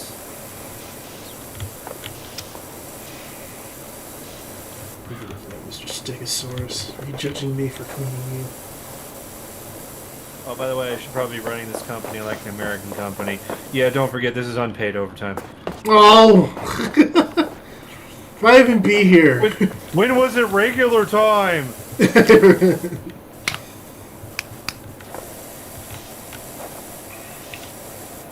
the way we just zoom into the next job is like, how long have you been working?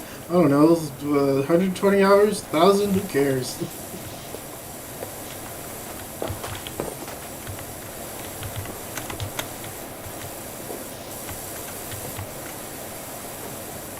Okay. God, I remember that happened my first month of working at this company. We're up in Milford, Yeah. and I get a call from Brian. It's like, I'm just checking in. Time says you're still clocked in. Oh! Like, I think it was 14 and a half hours when he called me. He's like, I'm like, well, yeah, I'm still driving past Kokomo. He's like, what the fuck? It's like, well, Rex and I were there, and they're like, we gotta get this done. We're not just gonna leave the fire alarm half done. That's just weird. Oh! Just get home safe, please. I forgot that's... Brian's the owner, right? Brian is the project manager. Dan is the owner. Okay, it's Dan. Okay, I got that wrong. It's just like, are you still working? Oh, 'cause is that now? That's not doesn't work anymore. It's like, normally yes, but no.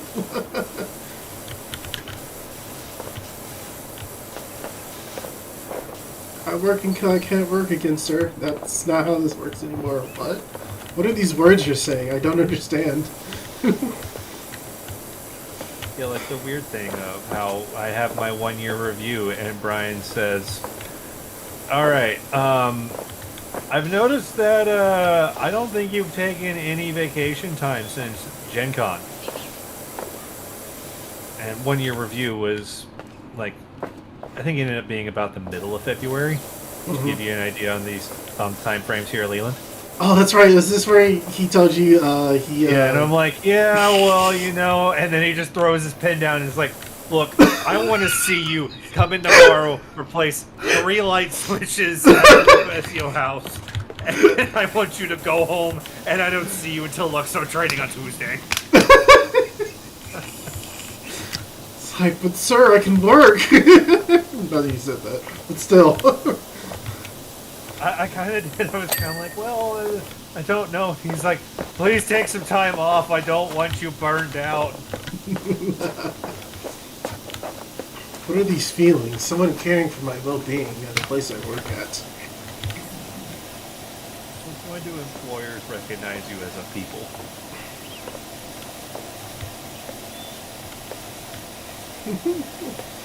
This is so alien. It is. Oh, and then I've been having all those back pains right now. Yep. And when I've been trying to get back into it, that's where I got the, I know for the most part, from the context clues I've gotten out there in the wider world, usually a thing you don't want to hear your boss say is, train your replacement. Oh, yeah? I got the talk from Brian of, well, go train your replacement so I can not have you out there doing all the stuff that's hurting your back all the time. It's like, sir, please, no.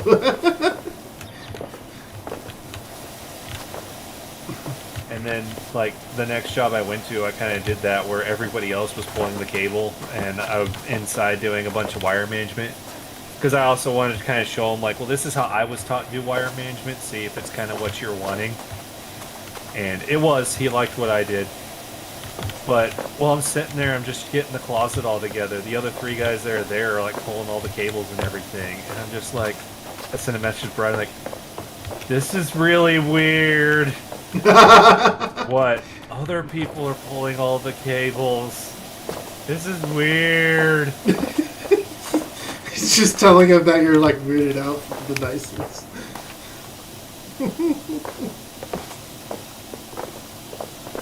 Just cannot stand. I can still work. Well, yeah, I'm the one that missed when I had a broken elbow, what, 3 days of work total? Mm-hmm. And that was basically all because surgery. It's true. And then I now mean, it's a the day botched it got surgery. broken, I went back to the job site, to which everybody was like, what? Heather still does not understand how that happened. She is completely mind-boggled. She's like, It's why like, are how you did here? you have a broken elbow and then went back to the job site? I'm like, we weren't done and my right arm still worked. I laugh, but man, it does sound bad, but it's like, this is what I'm used to. And that's where I get comments from John of when something was like about something hurting. It's like, I don't trust your pain scale. Oh man, my finger hurts. It's just like, that's nice. And I'm just like, guys, seriously, when my elbow broke, it didn't hurt. And no one seems to believe me. It didn't hurt. You have the reputation now at work that you like to work and will just be like, it doesn't hurt. Arm twisted the wrong way, it's fine. Brian's definitely made comments of like, man, that there are not people built like you. No, they're They're not. few and far between. And that's why he's made the comments about like he doesn't want me leaving a job. I'm like, dude, just keep doing what you're doing, and I'm fine with that. I don't want to have to keep going and find other jobs. God, You have any that's idea how annoying. annoying it is getting a job? It's fucking horrendous. Doing all the process of trying to get jobs is annoying. The written ruins of being, okay, don't fire me and I won't go looking. God. To be fair, your last job was like horrendous to your like body for a while. Then when you finally did take it, Bad. yeah. And the manager was super bad. And he didn't like me any, but then it was. So when I left, I was supposed to go interview with a different company, and I already had a week of work taken off because I was gonna. My original plan was gonna use that week to finally like actually get everything unpacked at home and be like finally actually like fully moved in. Mm-hmm. But then just so happened that somebody just out of nowhere was like, "Oh, I can give you an interview in a day for the place I work at." I'm like, "Fuck it, let's do it." I'm tired of all I do is pull cable. I need to be able to do the other stuff when the cable gets pulled. So I was gonna go interview with that job, and the big thing is the way everything around it was playing out just seemed more and more obvious that I'm gonna take this week off. I'm gonna go look at other places to work. I will most likely not be returning from this week off because I will tell you just cash out the rest of my weeks off when it's a 2-week notice. Mm-hmm. And it wasn't until because Ed had to drive me back from Kokomo because the key for the van I had to take up there split in half in the door. Oh. And he was kind of talking with me a little bit, and I don't think it was until that car ride it finally hit him what he was going to be losing by me leaving the company, and he did not like that was going to happen. Like you just leaving? There and be like, maybe if you weren't such a fucking colossal asshole.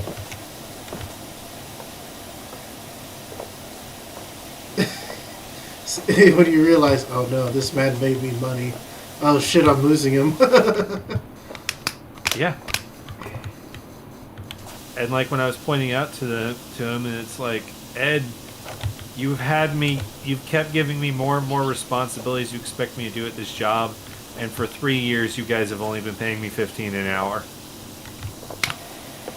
And then it was about 2 months before I left, I got a message from Clint, the owner of the last business, and he said, "Hey, I'm gonna bump you up to $19.50 because you're definitely worth more than what you're making now."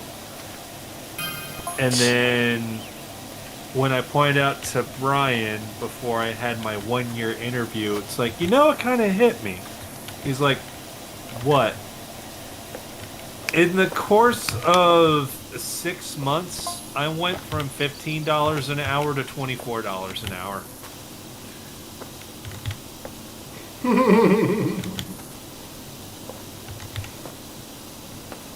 And then at my last 1-year review, he decided to bump me up another $1. And I'm not cool. Your job's hourly, right? Hourly. Okay. With overtime. Which That's confused the hell out of the union electrician we were working with in Terre Haute. We're hourly with overtime. What? Yep, that's the fun thing with unions. And unions are a very complicated issue. Yes, they are. But I like that a lot of people are always just being like, "Oh no, just have unions, they're just better." And it's like, they can be. yeah, unions are the ones that if it just so happened like you weren't even trying, but you went over the 40 hours, they get extremely mad at you. To the point of being, I don't want this person in the union anymore. Mm-hmm. Also, a fun fact I learned from our local union electricians here in town. Oh. Being a union electrician, so part of the International Brotherhood of Electrical Workers, that's the big union around here. Cool. All those union shops they work, Ermco, Barth, Electric Plus, Steam, Shamball Sons, all those guys. Mm-hmm. All the electricians working for them, can you guess how much vacation time they have throughout a year, a calendar year?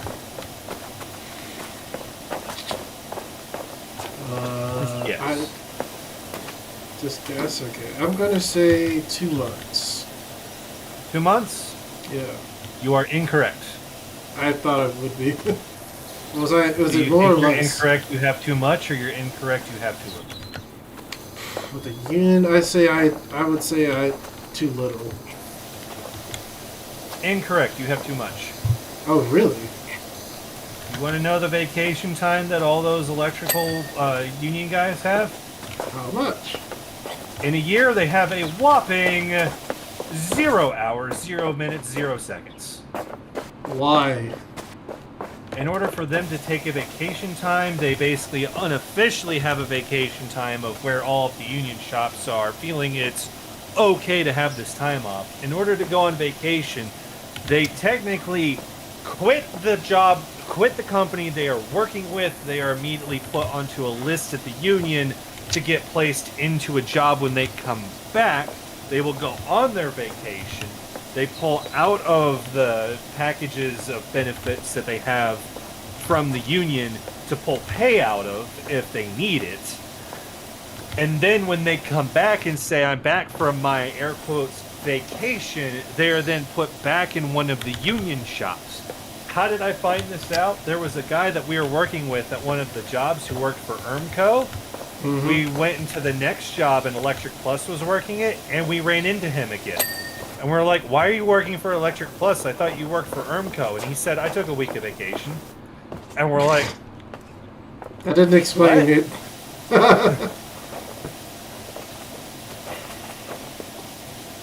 Data not found. Explained. So as long as they are in good standing, they are guaranteed to have work when they come back. But that does not mean you're working for the same company you were working for when you left. That sounds... You're doing the same job you did when you left. But that doesn't mean you're working for the same company you were when you left. I guess in that trade that makes sense. Because it really wouldn't matter.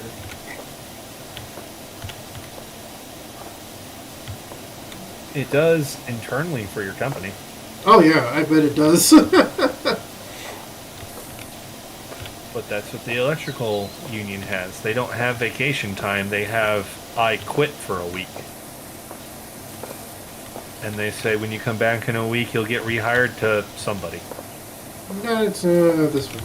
So, okay. So it's very strange and interesting thing.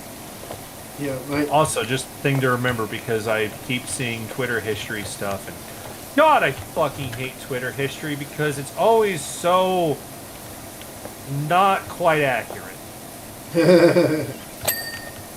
But then everybody just quotes it all the time because everybody would rather decide that a social media influencer is better at history than somebody who studied the damn history. This guy on Twitter said, but I listened to the story. But the 5-day work week did not come from unions. The 5-day work week came from Mr. Ford. That's right. It did come from a huge... Yep. A huge... Your normal work week was Monday to Saturday, 10 hours a day. And Henry Ford, a maker of cars, was sitting there being like, why the hell aren't people buying my cars? And it's like, because they're all working for you, and all they're doing is working, building your cars that no one's buying, because all they're doing is building your cars. And then you can't count Sunday because we were still in our absolute fucking theocracy of the United States of America. So you had your churching and your Sabbathing. So then Ford was like, fuck it, don't work on Saturday, so that way you have a reason to buy my cars. Do stuff.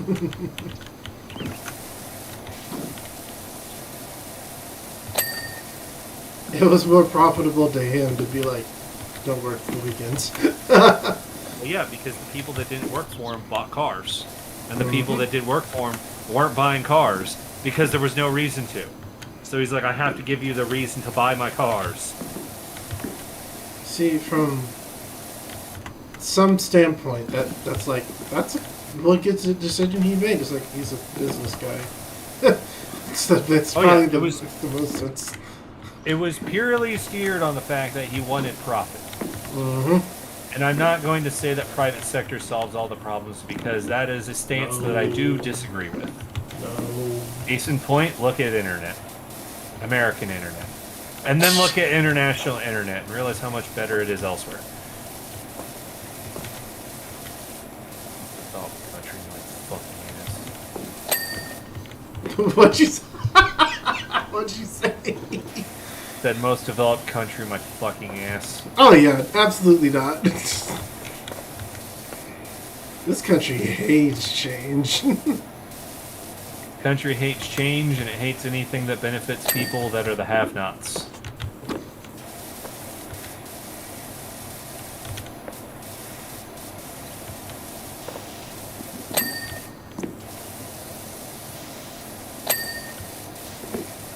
And then you go to Twitter where people are like, censor history, and it's like, please no. Please don't. Please don't do that. No book Please burnings. no. Don't ban books. Even the people that want to be all progressive want to be like, oh, you can't talk about that. History's supposed to make you upset. It's like, no. No. It's not how that's supposed to work. That's one of the things I'll never agree with. Don't talk about that. Oh, I will fucking talk about it because you need to know.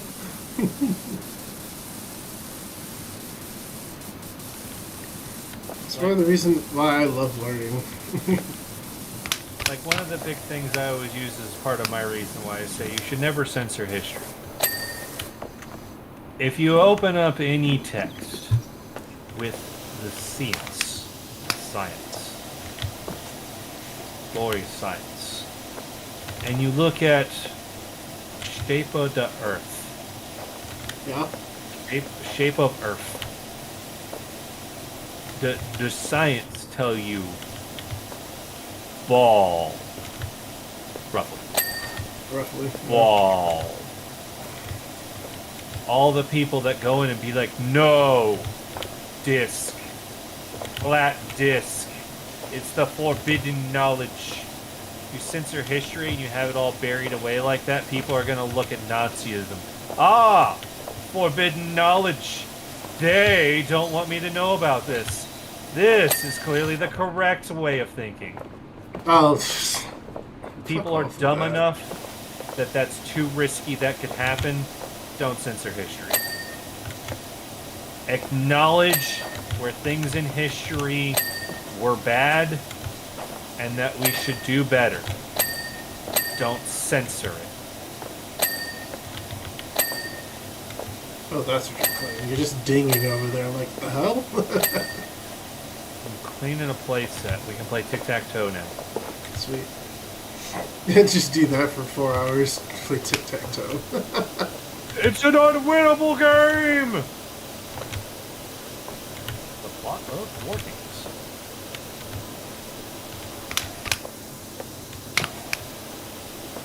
That's why I don't know hate if you've seen that movie, Leland, but that's literally how they solved the problem of nuclear war caused by an AI. What? The movie War Games, that's how they solved the problem Oh, of the AI oh. that tried to do a nuclear holocaust on the planet. That's right. Kid gets to play tic-tac-toe, and the AI concludes the only way to win is to not play, and they're like, yep, that's nuclear war, and it's like, I understand now. Cancel the nukes. This is an unwinnable game. So is news. Oh. Which, that's one of those things of, it's an alright enough movie as it exists and all that. But it's definitely one of those ones where you look at it and be like, yeah, an AI wouldn't be able to exist properly like this. Because if the people that made the AI were the people that made it, the AI would be well aware of the concept of mutually assured destruction, which is the big dissuasion of nuclear weapons. Yeah. Like, isn't like the general thing of like that or Skynet not existing because everyone's like, that's fucking stupid. To put ourselves in that situation. I think Skynet not existing is because nothing lines up for it to be able to work properly. I don't remember the deep dives people have done with Skynet. Oh yeah. But that's basically why people were agreeing to doing some degree of nuclear proliferation. I think I butchered that word. That's one of those words I always mispronounce. Disarming the nukes. Oh. Because everybody's been able to realize that, yeah, the big nukes, if we use them on each other, we'll see them coming, and then we'll respond in kind with our own. Nuclear winter. All life on Earth is extinguished. It does not get to be like Fallout, unfortunately. No. You don't get to have a fun new magical time of just the planet having some weird whimsy now, even if it's a dystopian hellscape. It's not everything's kind of brown now and there's weird mutated things. It's everything's under radioactive snow. The sunlight can no longer reach the planet. All photosynthesis ceases. Animal life dies. Everything's dead. You can't farm. You can't agriculture.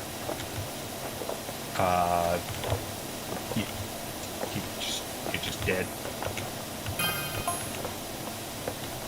A hot summer would be the Russian winter.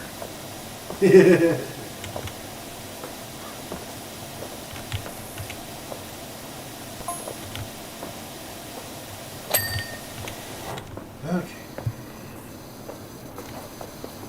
Progress is being made. Slowly. Yep. How did things get underneath?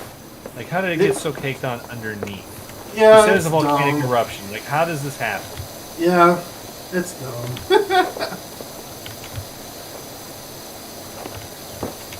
I never understood the underneath other than they just needed it somewhere for it to be stupid.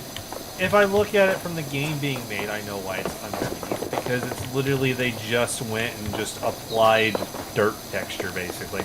Yeah.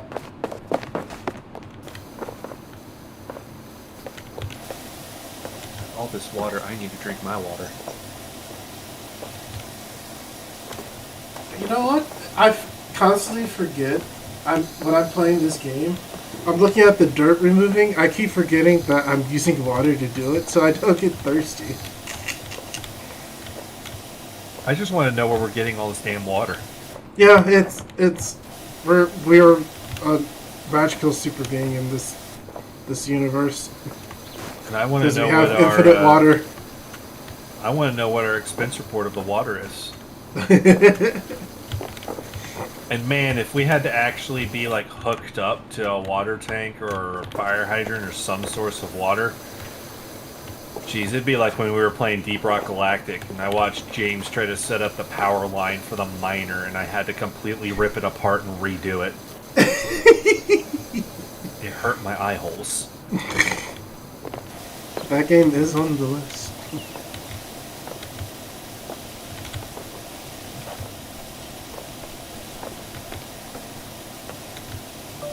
It really is a fun game, and the premise of it is just so dwarf. Yeah.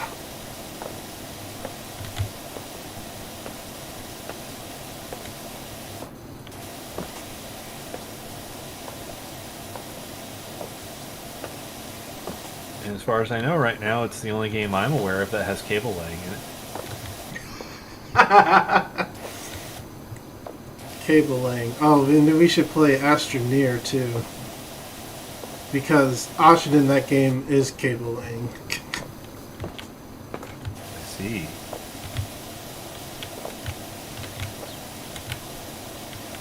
So you're trying to play a game where my job skills are applied. The more I understand like how your job works, the more I can see it in many games, just cause. I honestly don't want to go to work tomorrow. Then just fucking don't. They're bringing you in when things were paid for hotels anyway. I don't know if the hotel room was actually paid, but that's what I would have started saying at them. It's like, things are paid for. Things are paid for. You can't do this.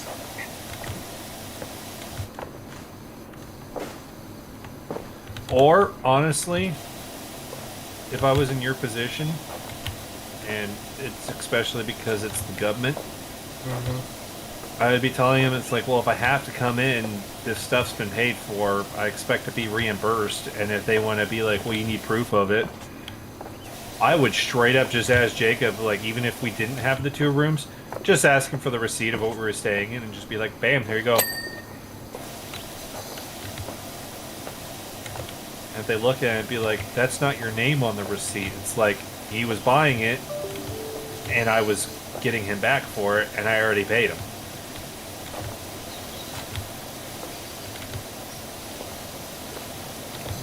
I can put in expense reports, so that may come I up would in do the it just future. pocket the cash, but then again, sometimes I can just be an addicted asshole to companies, so. Yeah. Especially, you're the government. That doesn't mean anything to you. It really A lot of doesn't. people like to think it does, but it doesn't mean anything to you. Like I have to remember that where I work, you guys technically pay me. Not technically, you do pay me. So I have to start applying the train of logic people always use it at the police of I pay taxes, which means I pay your paycheck, which means I'm your boss.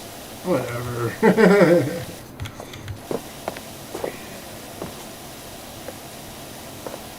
Say, hey, you guys filing taxes? Yeah, okay, that means I can eat this month.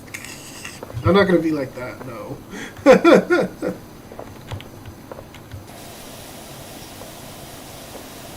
File-free systems. File-free systems.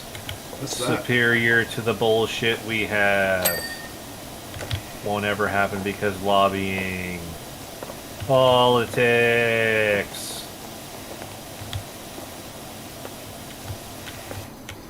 That is a problem. It's just like, if anything and everything that can be argued for and against can be lobbied. It's just like, doesn't that put it in an endless cycle that doesn't solve anything? Yeah. No, it solves one thing. Make sure companies keep getting profits. Mm-hmm. Companies are people. Why? Because they lobbied for it. To explain, in case anybody's unaware of what the file-free system is, you know how when you file your taxes, the government already has all of that information for your taxes that you're filing? Yeah, it really does. The file-free system is, it acknowledges that fact, so instead of you having to file everything and give it to them again for stupid reasons, all they do is go, this is what your taxes are, does anything look out of this? And if they don't, you just don't do anything, and bam, you're done. Or if you look at it and be like, actually, I moved house, and you don't have that on here, then you just tell them I moved house, and then your thing gets adjusted, and bam, you're done.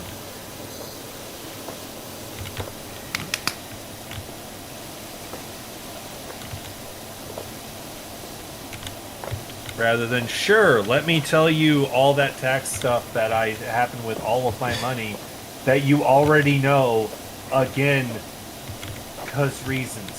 Especially nowadays. Oh, sorry, I know the reason.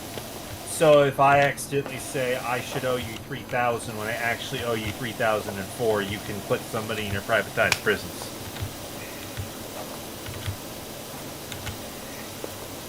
Why can't we have the cool cyberpunk shit for our dystopia? As somebody with a broken elbow and is constantly being shafted by the goddamn insurance system for healthcare, not even just the healthcare system itself, the insurance part of it. Fuck, I would have much rather just had a fucking cyberware arm. Yeah, you said insurance got in the way again. It said that you're 3% disabled. Well, what can you do So that about was the partial impairment rating, and that was the thing that was done because they said I was done.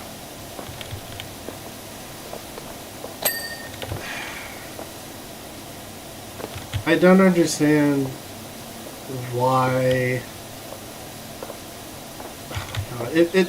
To me, it sounds like you need to find this insurance adjuster and just punch him in the face. Oh, I want to. Well, so the idea of the partial impairment rating is if it was something where, like, what would probably happen if the second opinion thing finally actually goes anywhere.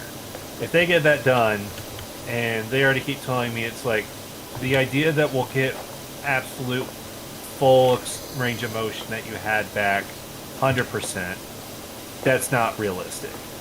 And I'm like, The fuck fine, it isn't. whatever.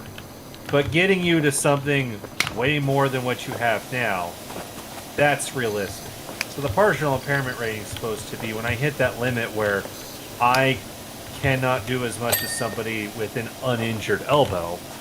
Those ratings are, I go up to the employer and like, these are the things because of injuries physically I cannot do, which takes the pressure off of you, of the company is not supposed to be expecting that of you, and if they demand that of you,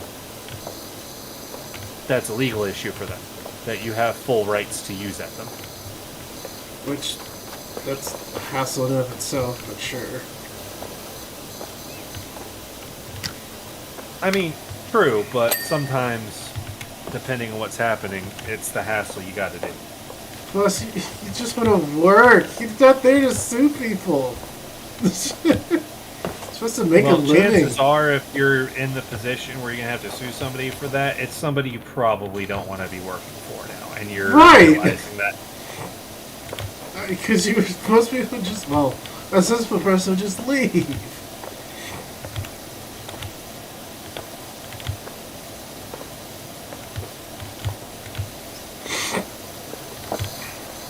Yeah, I finally got the paperwork for the partial impairment, which I did like almost 4 weeks ago now.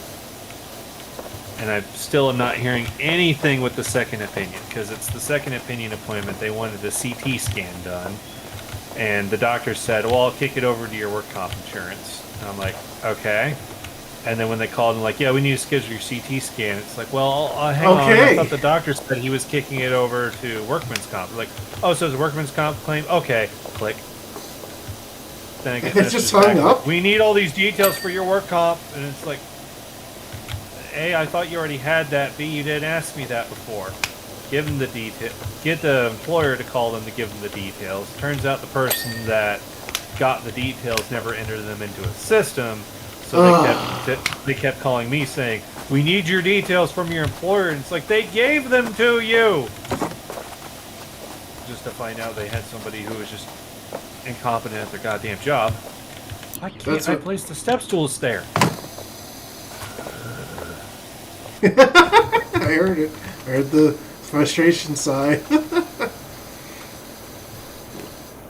And then from there, I haven't heard anything from insurance. I haven't heard anything from Ortho Indy. I have no idea what process this is in. I need to start calling them and be like, arm fix now. You really do. Just tell how. I just need to know, is workman's comp doing this? Am I paying for a CT scan? If I have to pay for a CT scan, is it a couple $100? In which case, fine, I'll fucking do that. I don't care. Or is it a thing of, well, in order to do this medical procedure to make you better, you have to go into bankruptcy? Check out Which, it's the U.S. healthcare system. It's a toss-up. Yeah. I don't... It's human error, once again.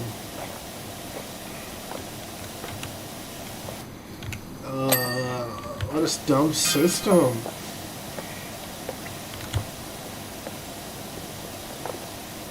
We're 60% done. God.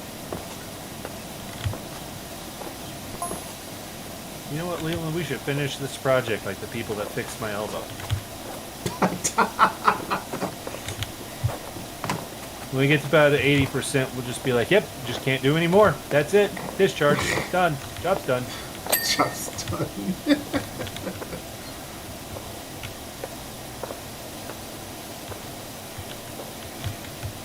It's like you didn't clean the roof. Yeah, because it's the roof. You have a ladder. Oh, man.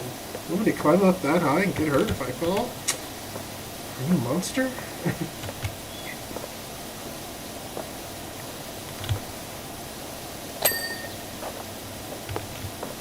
You don't have kids climbing on the roof, do you? It's fine. Well, actually, if we were gonna handle it like workman's comp insurance, and it'd be like, why didn't you finish the roof? The guy that's in the company that's 6 states over and 3 towns into the state, yeah, he looked at it and said that we couldn't do any more with it, so job was good. And then when they're all like, what? And then it's like, yep, that's how it works. What do you think? Oh, you still have all this dirt on your roof and everything. I mean, you still need to have this actually fully cleaned. It's not finished. Well, why won't you finish it? That guy 6 states over said it's done. That guy that pays me 6 states over says I'm done. No, it's the insurance company. It's not even that. It's just the guy that's 6 states over said it's done. It is pretty much what it is, isn't it? It's just, it's done. It's like, no, it's not. You're right, it's not, but for me, it's done.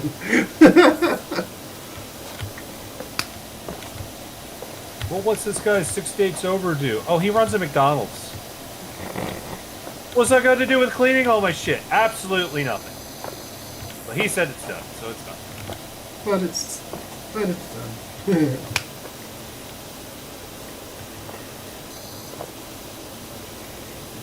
I feel like if you call Works at the Top again to see like, hey, are you doing this thing for the CT scan? There's a schedule, and it's just like, you still need that information? Oh my god.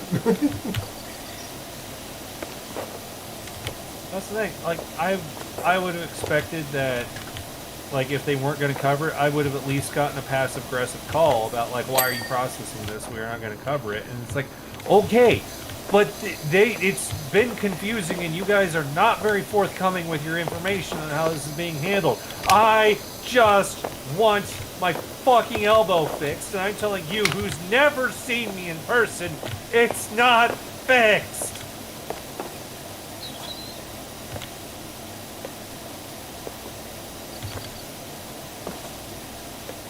It's like, listen, Dan from accounting.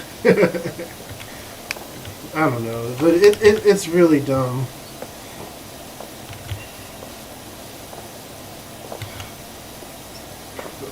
Many processes are there. 1, for bullshit. 2, to waste time.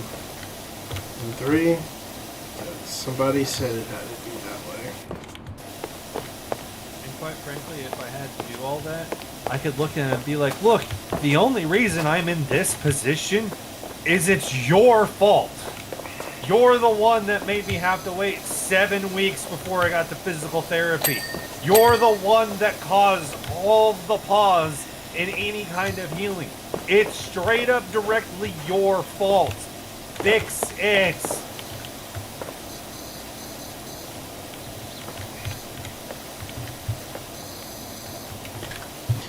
Pretty sure we had...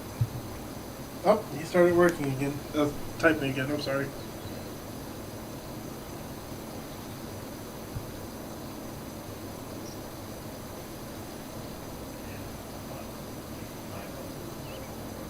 Did you hear about the Air Force dude who leaked sensitive info on a Minecraft Discord server called Thug Shaker Central? No, that's the guy that leaked the Air Force stuff on Discord. Remember that? Did you hear about that? And it wasn't War Thunder? I think so? What, you think so it was the Minecraft guy, or you think so it wasn't the Minecraft guy? No, it's released Air Force sensitive data on a Minecraft server. Discord server, sorry. Yeah. Okay, we already talked about the same guy. I can't say I've been fully informed with it. I am so out of touch with news. Fair. Just lately, I just am. And it's not out of, like, a lot of people I know where it's like, the news is just depressing. It makes me depressed. I just can't be bothered on it. Yeah. Plus, it's also, if I'm going to see something with news, like I've said with the Twitter thing, if I see some influencer telling me this thing happened, it's like, I need your citations.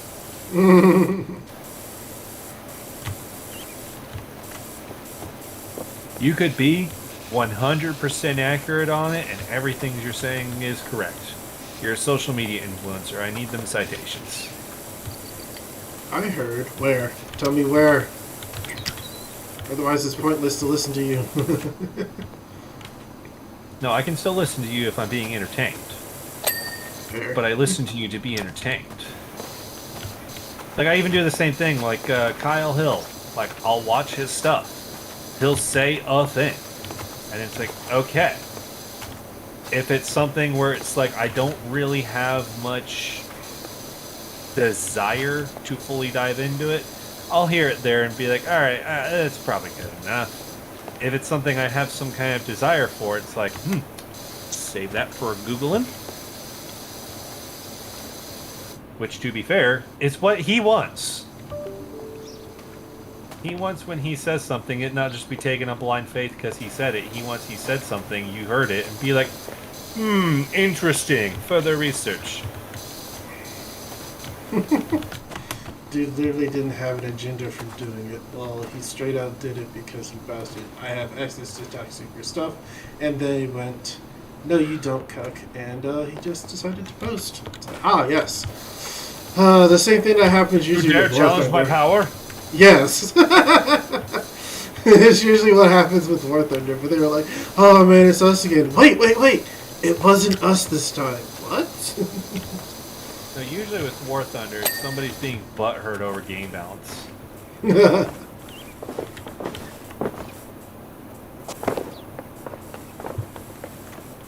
Like, part of me like loves and hates people, but it's mostly hate. Cause it's just like, it was that important, huh? Alright. You decided that, so it was that important. It's like, why did you release classified information? You called me a cuck online.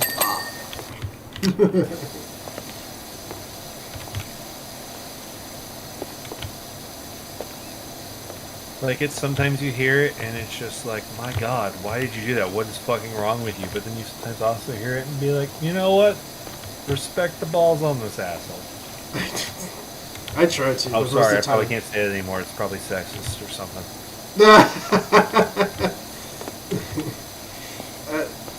I I'm don't all expect for to be people canceled, being but it better. can happen. Yeah, I'm all for people being better about stuff like that. I'm all against the thought police. Oh, I thought you tweeted at Minecraft saying "Welcome to the club."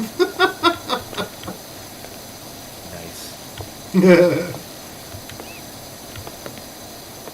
And it's entirely possible that was a real message. Mm-hmm.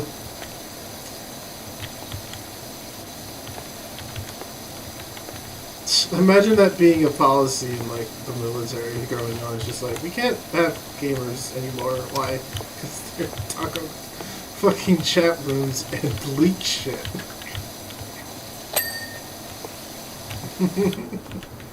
What, for like money? No, because No. somebody said something online.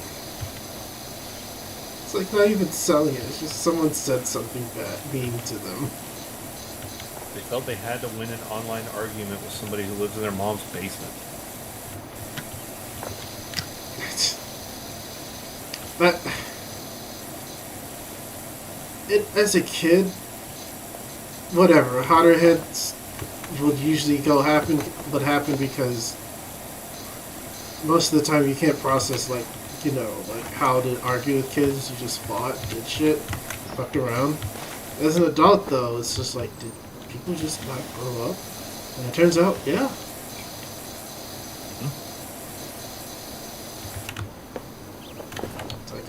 I'm so used to competency from folks that, being one, I was like, oh, everyone's an idiot. Everyone's trying to figure it out as best they can. Fail, but they still try to figure it out. And it's just like, oh, I failed before. Is this hard? Yes, it is. But, my god, the ability to say you were right about something has to be the most euphoric thing on the planet. To be like, this will cost me everything, but I'll be right. It's just like, okay. Who cares? Yeah. like in some cases it's just like no. In most cases it doesn't matter. Like that's the whole premise with House, MD, because Marcus was watching it. It's just like for him, for House, it's just like he's a medical doctor, and most of the time he's a dietitian and has to be right, otherwise his patients die. Well, that's just also doctors in general. They always have to be right and smarter than everybody. To be a hitman and like kept sending them follow-up emails months and months and kept giving them information up until they were like, wait a minute. We have enough information to steal this dude's data and identity, and when they reported it to the FBI, they set up a sting operation. Oh, wow.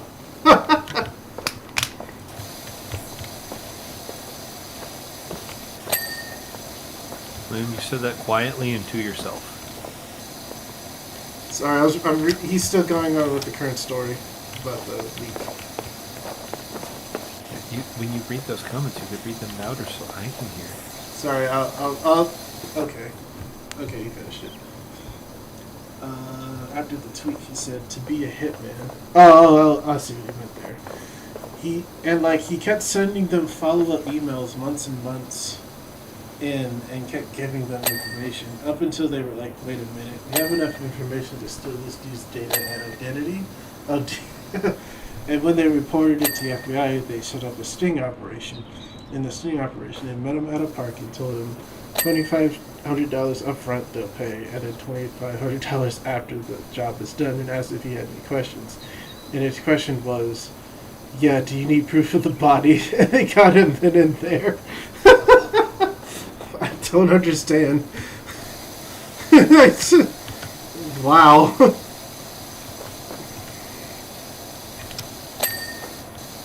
Alright.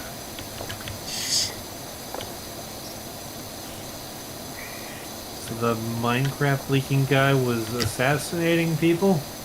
I guess. Well, maybe not assassinating people, but somebody who did somewhere close to that line of work. I don't know. I'm not going to claim I know everything. Wait, how did he go from information leaker on a meme site to hitman? He said to I think I missed that shark jump.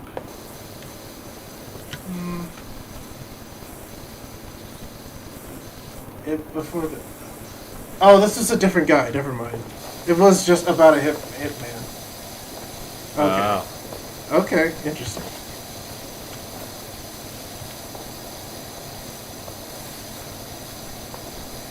Sorry, I that told got you about confused. my hitman scheme, right?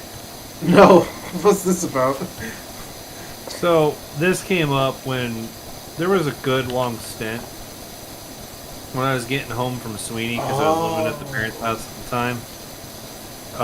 Mom would usually have on like Dr. Phil or Investigate Discovery.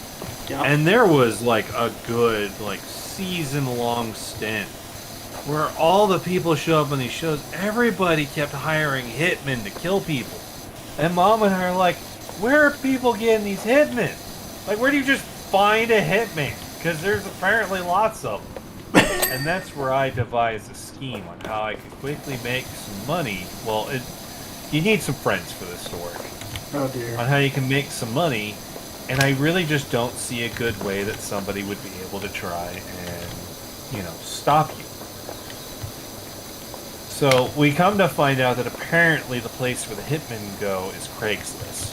Craigslist is apparently where you go find all these hitmen. Okay. So you go on Craigslist and you advertise that you are a hitman. You will do the hitting of men. And then when people hire you to go hit a man, you do all your regular hitman things. Yeah. I think that's where this is going. But you tell them that you're going to either take front or an amount, whatever is going to be appetizing. You take X dollars up front for the job. Okay? You then take the money. Now, you're not a murderer. Because murder bad. No, I'm not to know. So never at any of this point are you ever actually going to go hit a man. You ain't gonna do that. Because that'd be wrong. That'd be illegal. But you have this money from a moron. So you just keep the money. Oh yeah. What are they gonna do? What are they going to do? do? Are they going to go to the police and say, I hired a hitman and he scammed me out of my money? I don't think that's going to go over very well. The other course of action that I think would make sense if you're somebody who's already just hiring hitman to hit somebody is there's also these hitmen in there who, because you have all these hitmen now, you've flooded Craigslist, you and your friends. You have flooded Craigslist with you being all of these hitmen, hitters of men. Hitters of men. And they see all of that, and you just advertise in there that even the hitman can be hit. And that's, you basically, you have some ways to explain to people, and you can probably wait for the inquire further, that yeah, that's how the hitman keep that business going, is if somebody's out there and they're being the douchebag, and you know, they're scamming you. They're taking your money, because you can't go to the police and say you tried to hire a hitman, you need your money back from this person. That's not going to fly. So you just have to get another hitman to take care of it. And with these hitmen, you just say that you get like a smaller fee up front, but it's all going to work out in the end because you're going to get the money back that he gave you up front. You're friends with this guy. You're not going to go murder your friend. What the fuck? What the fuck is wrong with you thinking you're going to go murder your goddamn friend? So you pocket that cash. What are they going to do? And you just keep doing that until the well dries up because people are going to try and find an actual hitman. And then you can sit there and be like, not only have I taken money from fucking morons, which is a good thing, you probably also kept some people from being assassinated. That has similar energy to the guy that spends his time on streaming, that he spends his time talking to the scammers from India. Oh yeah, I know James Beach does a lot of those, and those are hilarious. They are funny. Oh, apparently it was a second guy. There's just that reason why I got onto the second guy was because it was also an Air Force dude. Okay.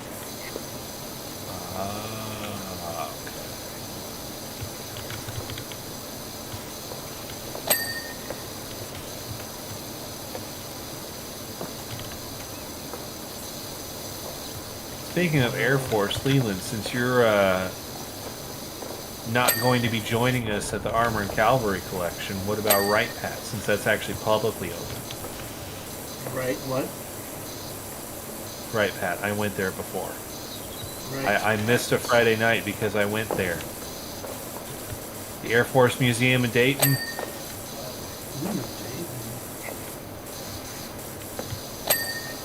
It can literally be a day trip from Indy. Oh, okay. That sounds cool. When's that? Whenever. It's a regular public museum. Oh! Okay. You can make a weekend out of it. I know my brother's talked about he wanted to go again, because they have definitely reached the point where if you want to actually see the things, you can't see everything in a day.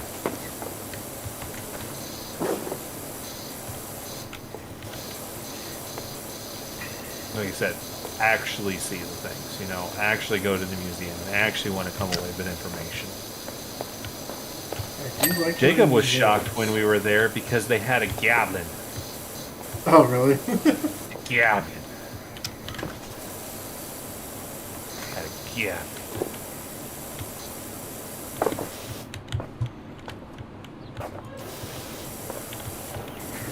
Oh, Tom, we went over the 80%. We need to stop. Vinny's going to be mad at us. Yep, that guy in 6 states over said it's done.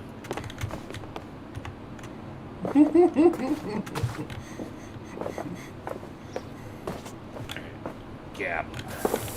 Gap.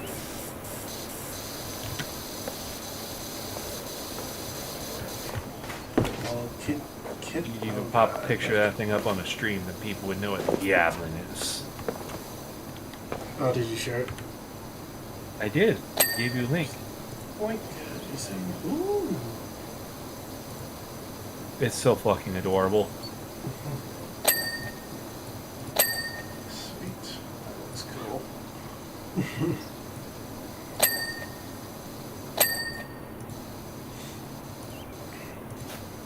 So the reason why the Goblin looks so schmore and adorable is it has a ridiculously mad idea behind why it exists. What's Oh, one of really? the big threats when you have a big, slow, heavy bomber flying to an enemy airspace to do some bombing? One of the big Interceptor threats? aircraft. Yeah, other fighters. Yeah. So the big issue has always been finding an aircraft that can deal with an interceptor, but has the range to follow those heavy bombers, and can then engage an enemy and be able to make it back. Wow. So the idea behind the Gablin, because if you look at it, it's tiny. There's no way it's going to be able to pull that off. The idea of the Gablin is the Goblin is going to ride on the bottom of a bomber the whole time with this big old strut gimbal that they've made for this thing to be carried around. Stop. And then when they feel they are being intercepted, it then just releases the angry bee to go fight the intercepting aircraft. Oh my god. Needless to say, the Goblin was a failed program. No shit. My immediate question to that was, it sits on the bottom of the bomber. Wait, how big's the bomber? When was the Goblin? This looks like 70s, 60s. His first flight was in 48, so he probably still would have been carried on the bottom of B-52? Super Fortress, or yeah, Super Fortresses.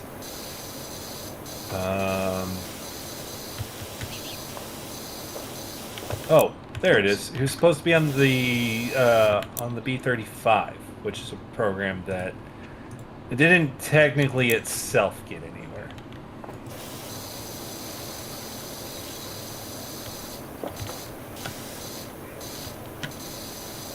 Yeah, I thought he was under a B-29. That was his test I flight. keep hitting E instead of R, sorry. Damn it. Yeah, I keep hitting that button a bunch too.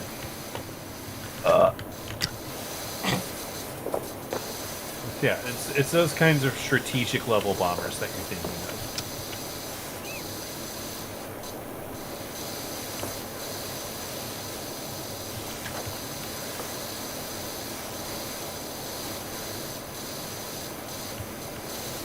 Oh, the crazy things the military likes to think of.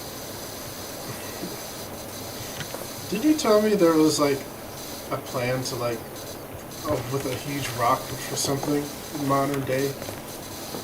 The anti-tank rock? Yeah, that's it. No, that was interwar. That was literally the extent of us deciding how are we going to fight a tank. What if Big Rock? And you can go to the archives. Nick Moran, the chieftain, loves to bring this thing up. It's one of his favorites. It's in the archives where they legitimately tested. We will arm our soldiers with big rocks and that will defeat tanks. That's my favorite. Oh wow, that is my favorite. Like, we thought this would be a good idea. Oh, you can extend that if you don't need It to. was legitimately tested. Why? It's fine. There ain't no OSHA in this town. Oh, okay.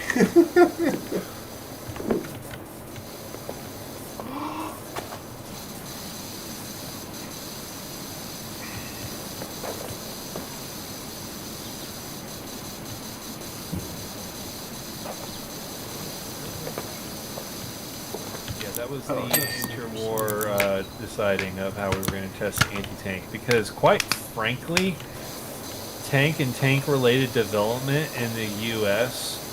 before the Second World War was garbo. Gar. I think that was one of those situations where it's like, oh, okay, they made this thing. We can either make the thing or make the thing to beat that thing.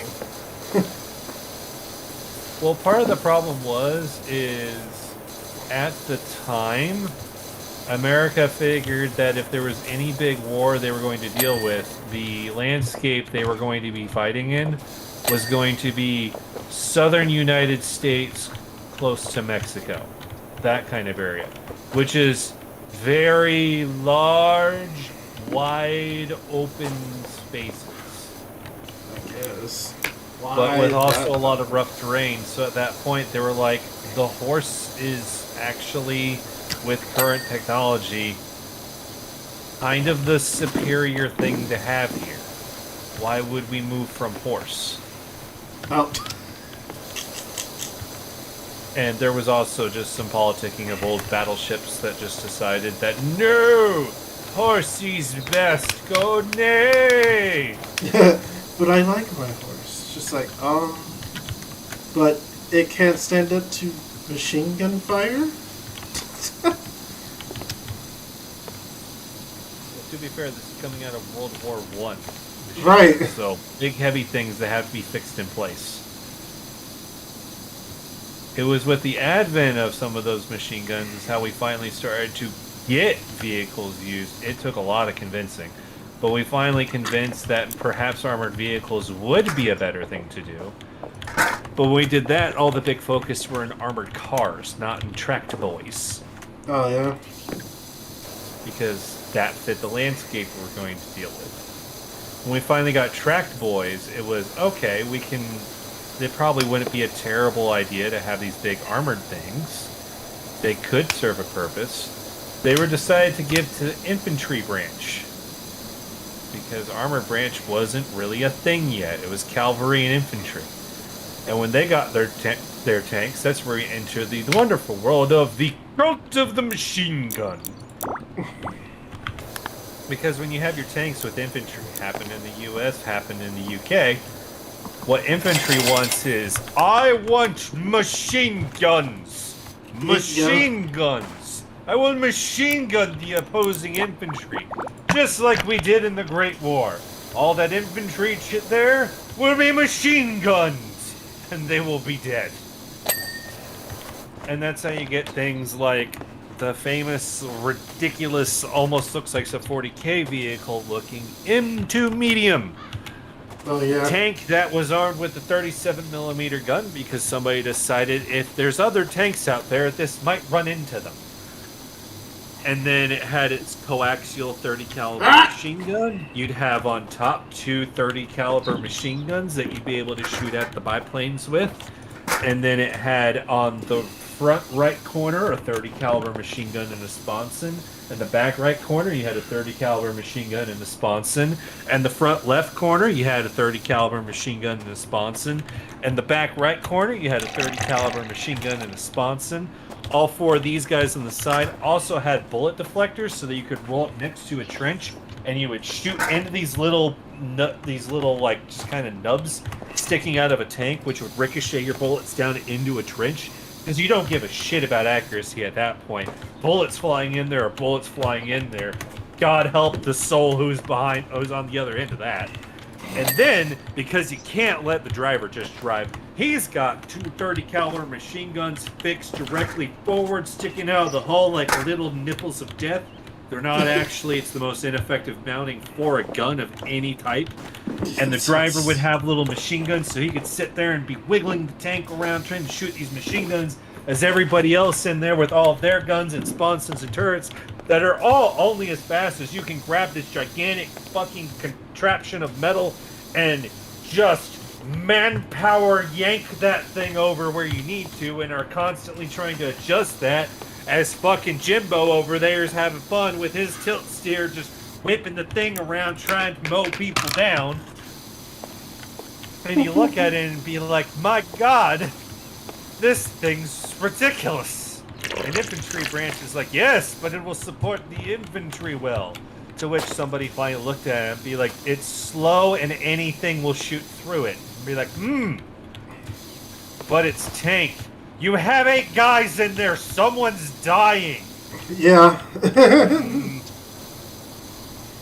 So then they decide maybe we'll go with something bigger, and that's where you get the M3 medium, which is built up there. Because then they're like, but we need a 75 gun on that. Have you looked at what these Germans are doing? They're building tanks that are bigger than that, and they got bigger than 37s. This M2 is just going to die.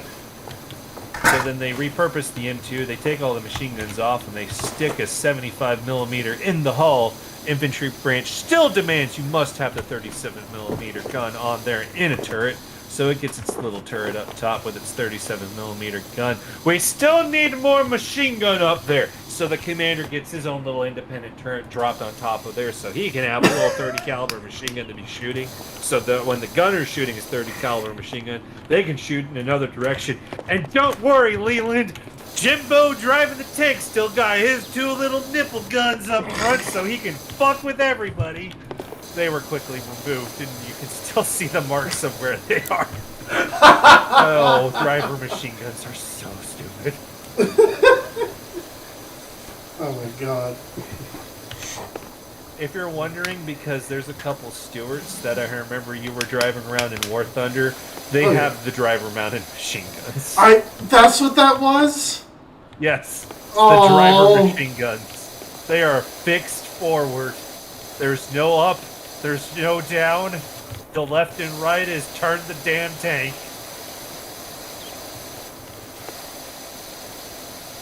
Yes, It you gets went even up, drive better. up the hill. It gets even better. You reach that point and you would figure, okay, the world has figured out that driver-mounted machine guns are dumb. And you would hope that. You would think that. You would dream that. But don't worry, right at the end of the war, the Soviets decided, driver-mounted machine gun. That lets Boris be able to shoot the Germans. But regular machine gun not good enough. No. Only machine guns going on IS-7 must be 12.7 millimeter or larger. Jesus Christ. The IS-7 tank had right on the side of it two 12.7 millimeter machine guns. 12.7 millimeter is the metric conversion of 50 caliber. Oh, okay. On the side, looking forward, but don't worry, because Boris might need to go in reverse, and there might be somebody in reverse going. Right behind it, it's got two more pointed straight back. I see the thought process. It sounds so stupid. It is stupid. It is absolutely stupid.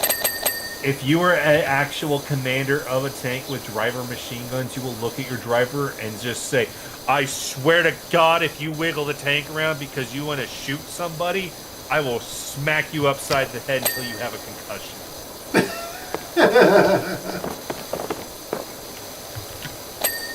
But sir, I have two guns here. It's like, yes, they don't aim. If you absolutely need to kill somebody, I will pop out the top, and I'll take my 14.5 and I'll shoot people with that. 14.5, yeah. And it's like, but what if they're directly in front? Ivan on the main gun has a 135 millimeter cannon. He's gonna kill anything that's in front of us. But what if they are threatening us? The Yag Tiger cannot go through the front of this tank! You have nothing to fear, comrade! And then the IS-7 didn't really get made because then at that point people realized this is dumb. Heavy tank is dumb.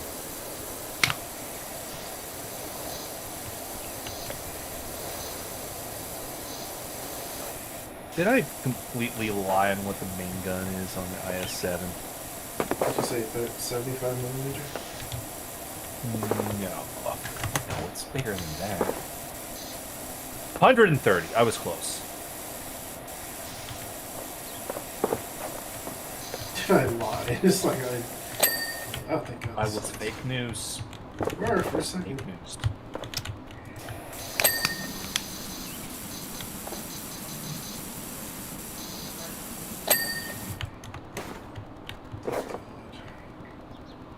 Oh, I was also fake news. Okay, the rear machine guns were not for the driver. The rear machine guns were for the loader because they're on the rear of the turret. Oh. We should stop. I know we're almost done, like 95% this 11 o'clock. What's Leland? The job. How important is the job?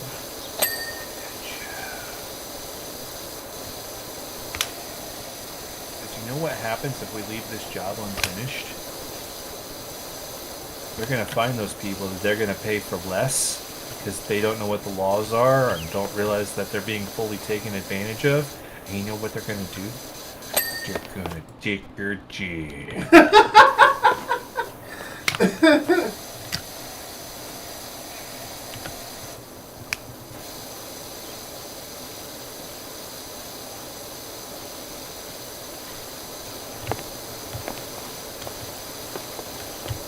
Of course, I got one more story for the.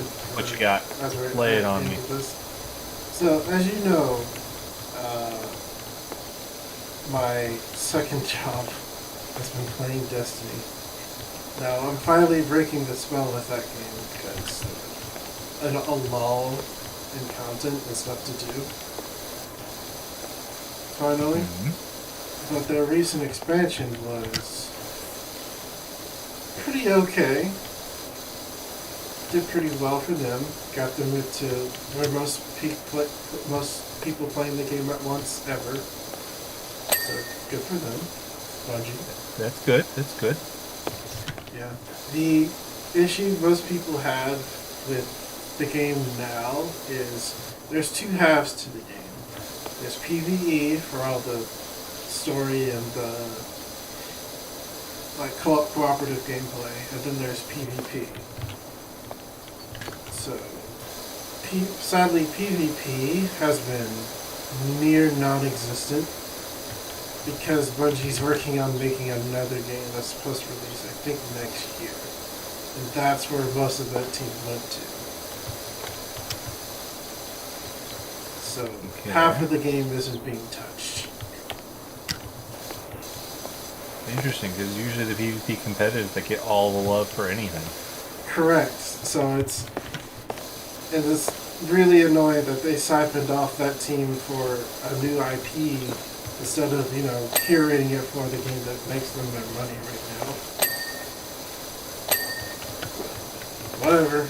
I don't make decisions. Clearly they thought that was a good decision. I just disagree. BvE side is being very well catered to, but they fell back on a lot of stuff that Destiny gets mean for constantly, which is like have a story that is like told in such a way that doesn't tell the player anything. Gross. Oh. It's like Old Circle problem. Yeah. Whereas Old Circle problem was, I don't even know if I have a story, but people will tell you I do. People in the game and other people. What do you mean people in the game? People in the game didn't tell me shit. That chick was like, I'm gonna live in your head so I can achieve my goals. I'm like, I don't know what you want. Go up to a castle. Bitch, tell me about castle! No. Why are you in my head?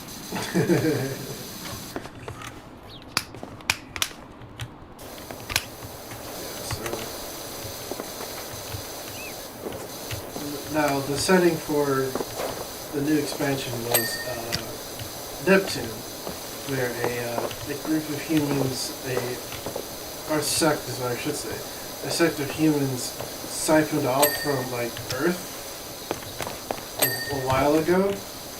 Yeah, of course. And they moved there, but they're... burgers to try and compete with Krabby Patty? No, it's a bit of a novel praxis where they are far more technically advanced, and now most of the citizens are Sims. Okay. So, at first it's like, this explains not having people walking around a city that you could have interacted with a ton of people on. Oh, there's Sims. Cool. The interesting way to do that. But the other thing is that the people you do end up working with or talking to are called class drivers, which are heavily augmented humans.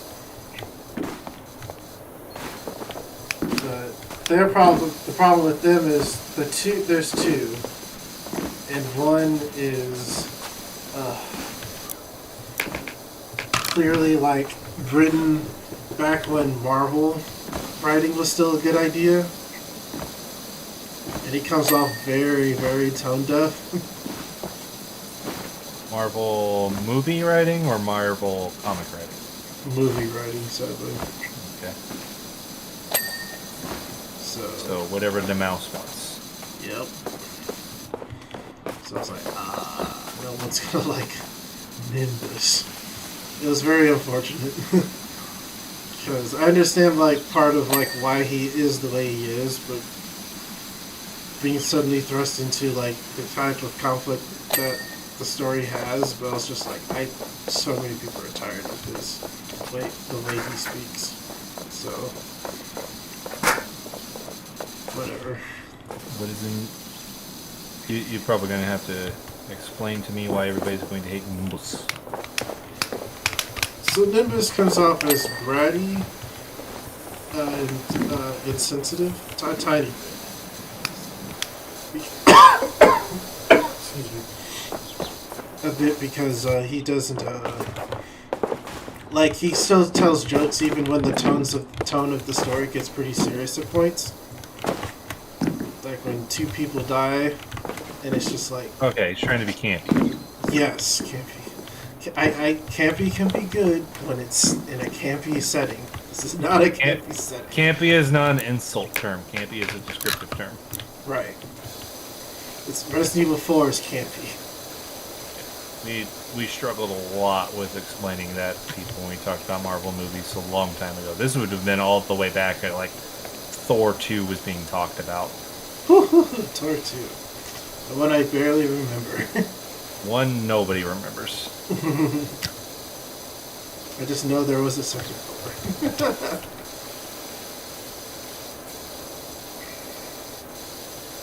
It had less cool Malekith.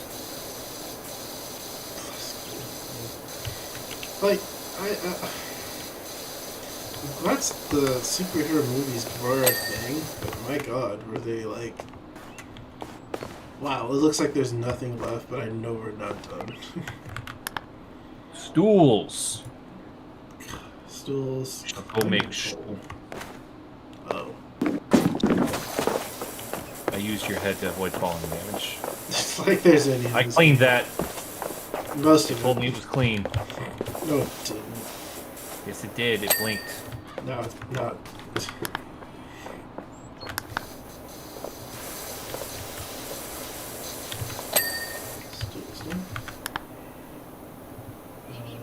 Large bridge slats. Oh, one, two.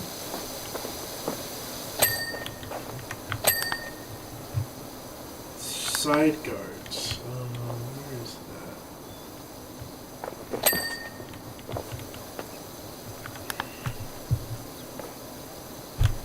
Oh, slide guards. Okay. This one.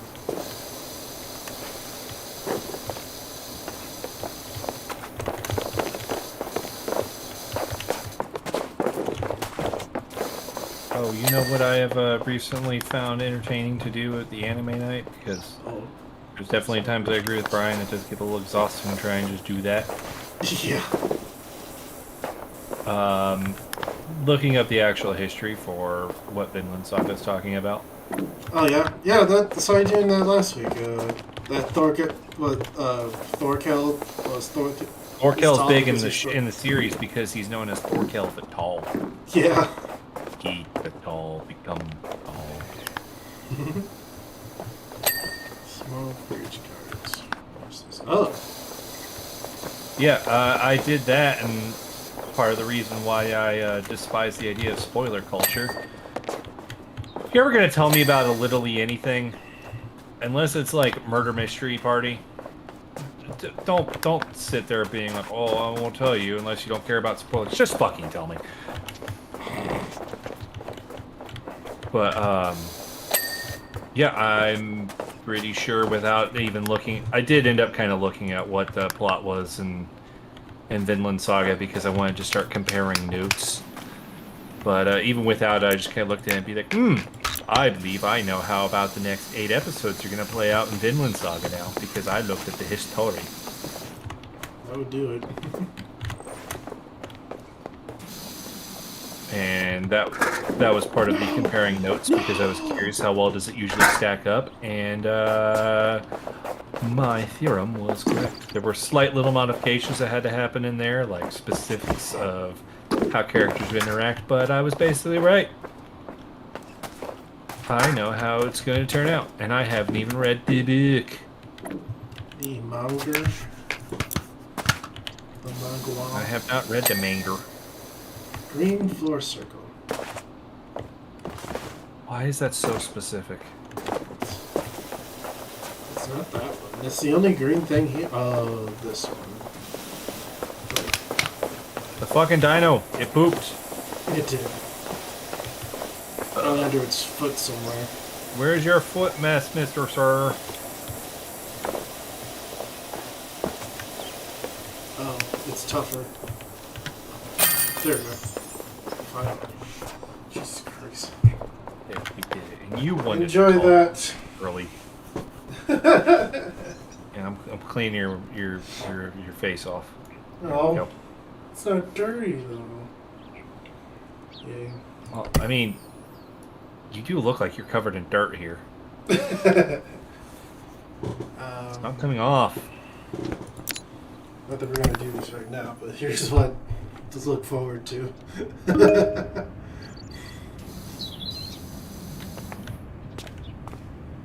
Do we get to go inside? We get to see the inside? You don't get to be that lucky. Yeah. There are some. We get more interesting structures than houses and stuff, though. Well, I just wanted to go inside so I could try and figure out how I could improve the house.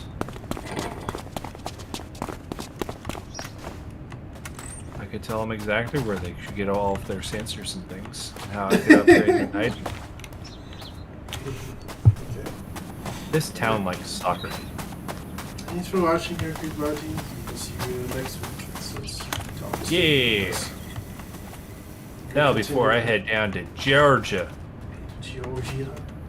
Georgia. You might notice you're cleaning. You cleaned. I graffitied. Okay. Bye, everybody. See you next week. Bye.